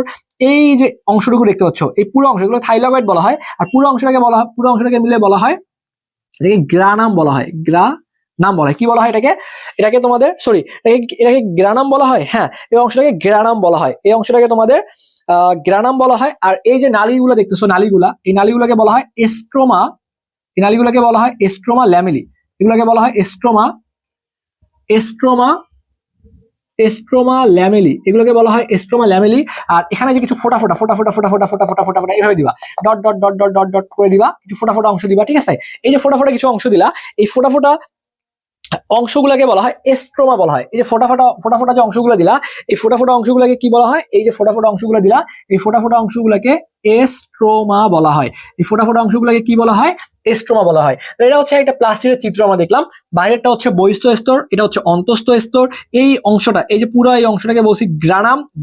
ফোটা ফোটা অংশগুলোকে বলছি এস্ট্রোমা। ফোটা ফোটা যে ডট ডট যে অংশগুলো, এগুলোকে বলছি এস্ট্রোমা। আর এই যে নালীগুলো যেগুলো আছে, এগুলোকে বলছি এস্ট্রোমা ল্যামেলি। ওকে, সো এতটুকু পড়লে আমাদের প্লাস্টিড নিয়ে আলোচনা মোটামুটি শেষ। আচ্ছা, এরপরে যদি আসি আমরা এই যে সাইটোপ্লাজমিক অঙ্গাণু পড়তেছি, তার মধ্যে প্রথমে প্লাস্টিড পড়লাম, বইয়ে আমাদের প্লাস্টিড ছিল, এই যে প্লাস্টিড ছিল পড়ছি। এরপরে কোষ গহ্বর নিয়ে পড়বো, এরপরে মাইটোকন্ড্রিয়া নিয়ে আস্তে আস্তে পড়বো। তো এরপরে আমরা যদি এই যে 2 নাম্বার যে অংশটা বইয়ে বলা আছে কোষ গহ্বর, মানে 3টা নিয়ে আলোচনা করা আছে, প্লাস্টিড তার মধ্যে একটা পড়ছি। এরপরে হচ্ছে তোমাদের কোষ গহ্বর। তো কোষ গহ্বর দেখো, একদম তোমাদের সিম্পল করে একটু বলি। এই কোষ গহ্বরটা উদ্ভিদ কোষের বৈশিষ্ট্য। এটা শুধুমাত্র উদ্ভিদ কোষে পাওয়া যায়, যেটা তোমাদের একটু আগে বললাম, যে এটা শুধুমাত্র উদ্ভিদ কোষে পাওয়া যায়, কিন্তু প্রাণী কোষে পাওয়া যায় না। যদিও প্রাণী কোষে পাওয়া যায়, একদম ছোট আকারে পাওয়া যায়। তার মানে এই কোষ গহ্বরটা হচ্ছে এটা উদ্ভিদ কোষের বৈশিষ্ট্য। উদ্ভিদ কোষের বৈশিষ্ট্য, কোষ প্রাচীর, এটা কি, এটা হচ্ছে উদ্ভিদ কোষের একটা গুরুত্বপূর্ণ বৈশিষ্ট্য, কিন্তু প্রাণী কোষে এই কোষ গহ্বরটা পাওয়া যায় না। এই কোষ গহ্বরে যে রস থাকে, সেই রসটাকে কোষ রস বলা হয়। একটু মনে রাখবা যে কোষ গহ্বরে যে রস থাকে, কোষ গহ্বরে যে রস থাকে, কোষ গহ্বরে যে রস থাকে, কোষ গহ্বরে যে রস থাকে, তাকে কোষ রস বলে। তাকে কোষ রস বলে। কি বললাম, যে কোষ গহ্বরে যে রস থাকে সেটাকে আমরা আবার কোষ রস বললাম। এখন এই কোষ গহ্বরের কাজ যদি একটু বলি, তাহলে তোমাদের এই কোষ গহ্বর শেষ হয়ে যাচ্ছে।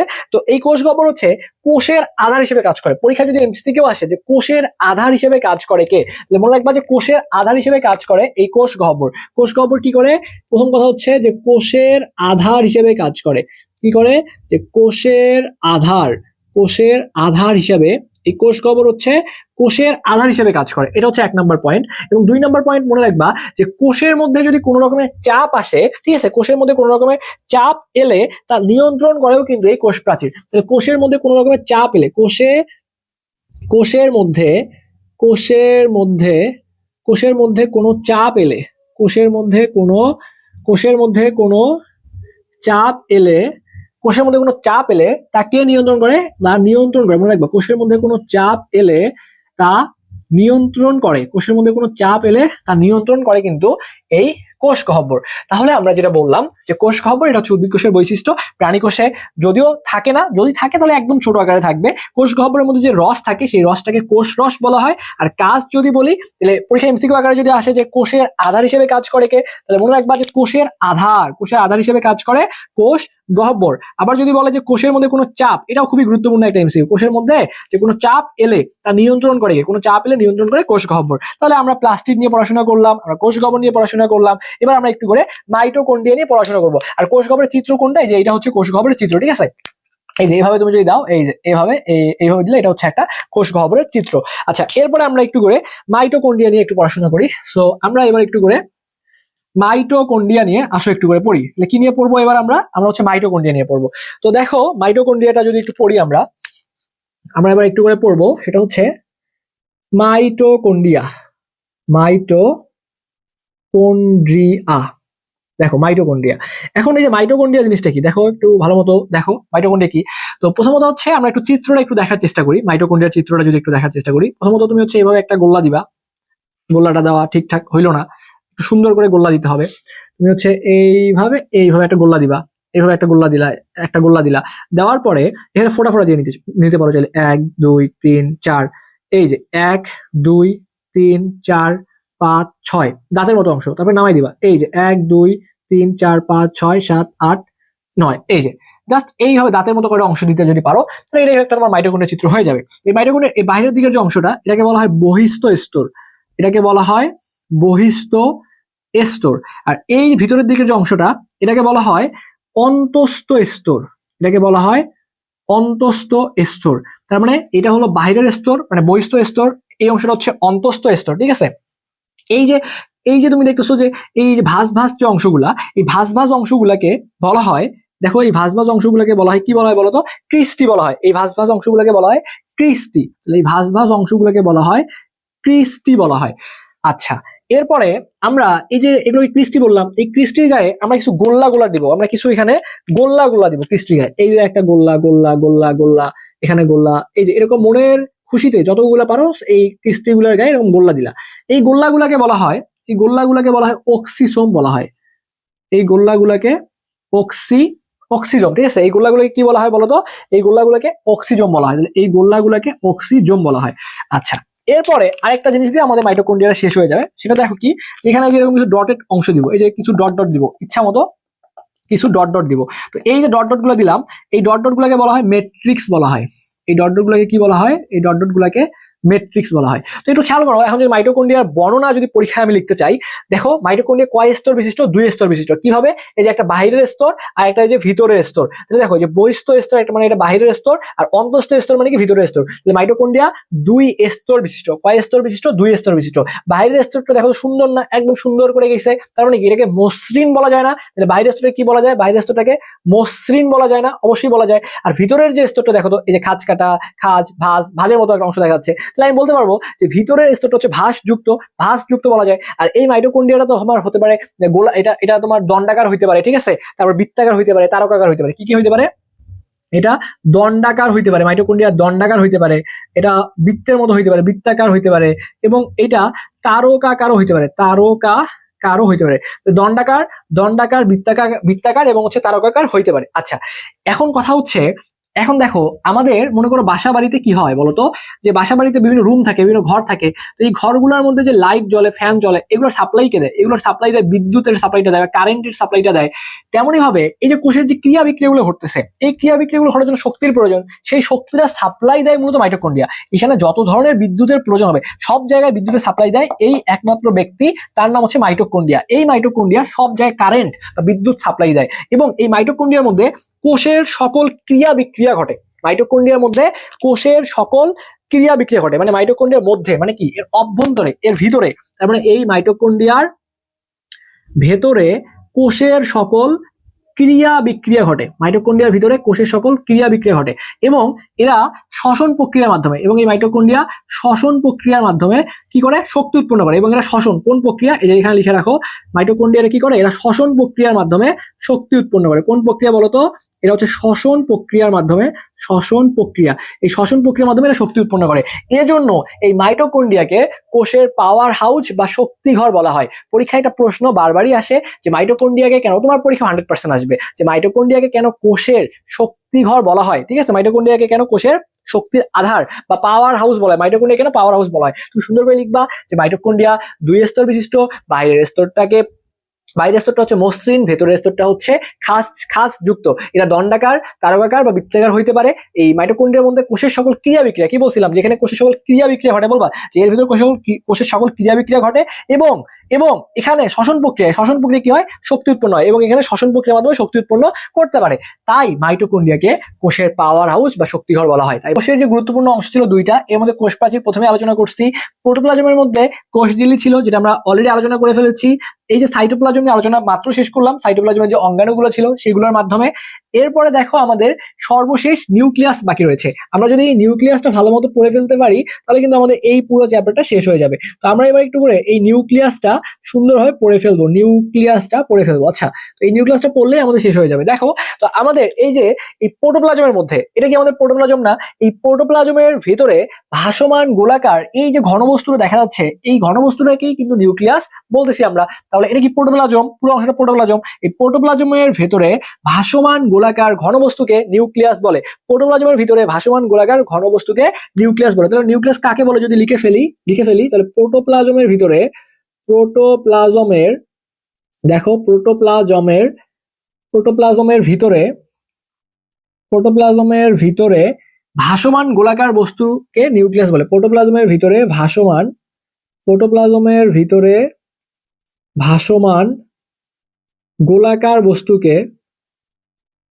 গোলাকার বস্তুকে নিউক্লিয়াস বলে। তাহলে নিউক্লিয়াস জিনিসটা কি, যে প্রোটোপ্লাজমের ভেতরে ভাসমান গোলাকার, যে প্রোটোপ্লাজম এটা, এই প্রোটোপ্লাজমের ভিতরে ভাসমান গোলাকার বস্তুকে নিউক্লিয়াস বলে। আচ্ছা, এখন আমরা নিউক্লিয়াসে একটু চিত্রটা সুন্দরভাবে একটু এঁকে তোমাদেরকে জিনিসগুলো বুঝাই দিব। তো শুরুতেই বলছিলাম যে নিউক্লিয়াস আঁকার জন্য এভাবে একটা গোল্লা দিবা, গোল্লা দেওয়ার পরে 1 2 3 4 5 5টা অংশ দিবা, ঠিক আছে। তো এই জায়গাটা একটু বেশি হয়ে গেল, সো যাই হোক, ব্যাপার না। সো এই যে এইভাবে ধরে 1 2 3 4 5টা অংশ হয়েছে না, হয়ে গেছে। তাহলে এভাবে ধরে এভাবে লাগাই দিবা। তারপরে হচ্ছে এই অংশটাকে কি করবা, এই যে এইভাবে নিয়ে এসে এখানে লাগাই দিবা। তারপরে এই অংশটাকে তোমার, এগুলো হচ্ছে কাটা কম্পাস পেন্সিল ব্যবহার করবা, তাহলে তোমাদের এই গোল্লাগুলো সুন্দর হবে, ঠিক আছে। এই যে সুন্দরভাবে দিলাম, তারপর এই অংশটাকে নিয়ে আসে লাগাই দিলাম। ওকে, তো এইটা হচ্ছে বেসিক্যালি আমাদের নিউক্লিয়াসের এই যে বাহিরের যে স্ট্রাকচারটা দেখতেছি, এটাকে বলা হয় নিউক্লিয়ার মেমব্রেন। এই যে বাহিরের যে আবরণটা, এটাকে বলা হয় নিউক্লিয়ার মেমব্রেন। এটাকে বলা হয় নিউক্লিয়ার মেমব্রেন। এটাকে কি বলা হয়? এটাকে বলা হয় নিউক্লিয়ার মেমব্রেন বলা হয়, ঠিক আছে। আর এরপরে দেখো, এখানে আমি যে ফাঁকা ফাঁকা যে অংশগুলো, যেটা ফাঁকা অংশ, যেটা ফাঁকা অংশ, যেটা ফাঁকা অংশ, যেটা ফাঁকা অংশ, এই ফাঁকা অংশগুলোকে বলা হয় নিউক্লিয়ার রন্ধ্র। এই ফাঁকা অংশগুলোকে বলা হয় নিউক্লিয়ার রন্ধ্র বলা হয়। আর এরপরে এখানে কালো করে একটা সুন্দর একটা গোল্লা একটা দিবা, এটা হচ্ছে আমাদের নিউক্লিওলাস। আর এই নিউক্লিয়াসকে ঘিরে এই যে এরকম পেঁচানো অংশগুলা নিজের মনের খুশির মতো দিবা, ঠিক আছে, নিজের মন খুশির মতো এরকম কিছু পেঁচানো অংশ দিবা। এই পেঁচানো অংশগুলোকে বলা হয় ক্রোমাটিন তন্তু বলা হয়। তাহলে একটু দেখো, এই যে আমাদের বাহিরের অংশটা হচ্ছে নিউক্লিয়ার মেমব্রেন, এই ফাঁকা অংশটা হচ্ছে নিউক্লিয়ার রন্ধ্র, ফাঁকা অংশটা হচ্ছে নিউক্লিয়ার রন্ধ্র। এখন কথা হচ্ছে, যখন মার্কিং গুলো করবা সবগুলো এক সাইডে লিখবা। আমার যেহেতু জায়গা স্বল্পতা এইদিকে, এই জন্য আমি এইদিকে তোমাদের নামগুলো লিখে দিচ্ছি। ওকে, এই যে অংশটা, এই অংশটা হচ্ছে তোমার নিউক্লিওপ্লাজম, সরি, এটা হচ্ছে তোমার নিউক্লিওলাস। এটা হচ্ছে তোমার নিউক্লিওলাস। আর পেঁচানো অংশগুলো, যেটা পেঁচানো অংশগুলো হচ্ছে ক্রোমাটিন তন্তু। পেঁচানো অংশগুলো হচ্ছে ক্রোমাটিন তন্তু। আর এই যে এর ভিতরে দেখো, আমি কিছু ডট ডট দিয়ে কিছু অংশ দিলাম। এই যে ডট ডট দিয়ে, লাল কালি দিয়ে কিছু যে অংশগুলো দিচ্ছি এখানে, এই যে ডট ডট দিয়ে, এই অংশগুলোকে বলা হয়, এই ডট ডট কিন্তু অংশগুলোকে বলা হয়, দেখো আগেরটা এটা ছিল হচ্ছে নিউক্লিওলাস, আর ডট ডট কিন্তু অংশগুলোকে বলা হয় নিউক্লিওপ্লাজম। নিউক্লিওপ্লাজম, ঠিক আছে। তাহলে দেখো, নিউক্লিয়াসটা কাকে বলে ভাইয়া? নিউক্লিয়াস কাকে বলে? প্রোটোপ্লাজমের ভিতরে, এই যে প্রোটোপ্লাজম ছিল, প্রোটোপ্লাজমের ভিতরে ভাসমান গোলাকার বস্তুকে নিউক্লিয়াস বলে। তো এই নিউক্লিয়াস কি করে জানো? যে কোষের যাবতীয়, ঠিক আছে, কোষের সকল শারীরবৃত্তীয় কাজ নিয়ন্ত্রণ করে। তাহলে প্রশ্ন যদি এমসিকিউ আকারে আসে যে কোষের শারীরবৃত্তীয় কাজ কে নিয়ন্ত্রণ করে, শারীরবৃত্তীয় কাজ নিয়ন্ত্রণ করে অবশ্যই নিউক্লিয়াস। এটা খুবই গুরুত্বপূর্ণ একটা এমসিকিউ, যে কোষের শারীরবৃত্তীয় কাজ কে নিয়ন্ত্রণ করে? নিউক্লিয়াসকে আমরা চারটা ভাগে বেসিক্যালি ভাগ করতে পারি, প্রধান চারটা ভাগে। একটা হচ্ছে নিউক্লিয়ার মেমব্রেন, একটা হচ্ছে নিউক্লিয়ার মেমব্রেন, একটা হচ্ছে নিউক্লিওলাস, একটা হচ্ছে নিউক্লিয় ফোটা ফোটা অংশগুলো হচ্ছে নিউক্লিওপ্লাজম, আর একটা হচ্ছে ক্রোমাটিন তন্তু। এই যে আরেকটা হচ্ছে ক্রোমাটিন তন্তু। মূলত এই চারটা ভাগে ভাগ করতে পারি। আর এখানে আরেকটা অংশ দেখছি, সেটা কি নিউক্লিয়ার রন্ধ্র। নিউক্লিয়ার রন্ধ্র এই কয়েকটা ভাগে আমরা ভাগ করতে পারি। তো এখন যদি তোমাকে বলে যে নিউক্লিয়ার মেমব্রেনের কাজটা কি, এই যে বাইরের দিকে যে আবরণটা নিউক্লিয়ার মেমব্রেন, তুমি বলতেই পারবা যে এটা আসলে তোমার কি করে, অবশ্যই নিউক্লিয়াসকে ঘিরে রাখছে। বাকি যে অংশগুলো ছিল এখানে কি সাইটোপ্লাজম, তাহলে কি বলবা যে সাইটোপ্লাজম থেকে নিউক্লিয়াসের ভিতরের অংশগুলোকে আলাদা রাখে। তাহলে এই নিউক্লিয়ার যে মেমব্রেনটা ছিল, এই যে নিউক্লিয়ার যে মেমব্রেনটা এখানে দেখতে পাচ্ছি, অবশ্যই এগুলো সাইটোপ্লাজমের অংশ। সাইটোপ্লাজম থেকে নিউক্লিয়াসের এগুলো ভেতরের অংশ, সাইটোপ্লাজম থেকে নিউক্লিয়াসের ভিতরের অংশগুলোকে রক্ষা করে বা নিউক্লিয়াসের ভিতরের অংশগুলোকে আলাদা রাখে, ঠিক আছে। তারপরে কি করে, এটা এই যে নিউক্লিয়াসটাকে ধরে রাখছে। এরপরে বলতে পারবা যে এই যে এখানে এই নিউক্লিয়ার মেমব্রেনের গায়ে কিছু কিছু ছোট ছোট ছিদ্র থাকে, এগুলোকে নিউক্লিয়ার রন্ধ্র বলে, ঠিক আছে। কি বলে যে নিউক্লিয়ার মেমব্রেনে, এই যে এটা কি নিউক্লিয়ার মেমব্রেন না আমাদের, এটা কি নিউক্লিয়ার মেমব্রেন না, এই নিউক্লিয়ার মেমব্রেনে কিছু ছিদ্র থাকে, এগুলোকে নিউক্লিয়ার রন্ধ্র বলে। তাহলে আমরা একদম ক্লিয়ার করে ফেললাম নিউক্লিয়াস জিনিসটা কি, প্রোটোপ্লাজমের ভিতরে ভাসমান গোলাকার বস্তুকে নিউক্লিয়াস বলে। আর এই যে নিউক্লিয়াসের মধ্যে চারটা গুরুত্বপূর্ণ অংশ আছে, তার মধ্যে প্রথমটা হচ্ছে নিউক্লিয়ার মেমব্রেন। নিউক্লিয়ার মেমব্রেনটা কি করতেছে, এই নিউক্লিয়াসটাকে ধরে রাখতেছে, পুরা নিউক্লিয়াসের আবরণ হিসেবে কাজ করতেছে, এবং এই সাইটোপ্লাজম থেকে নিউক্লিয়াসের ভিতরে অংশগুলোকে আলাদা রাখতেছে, তাই না।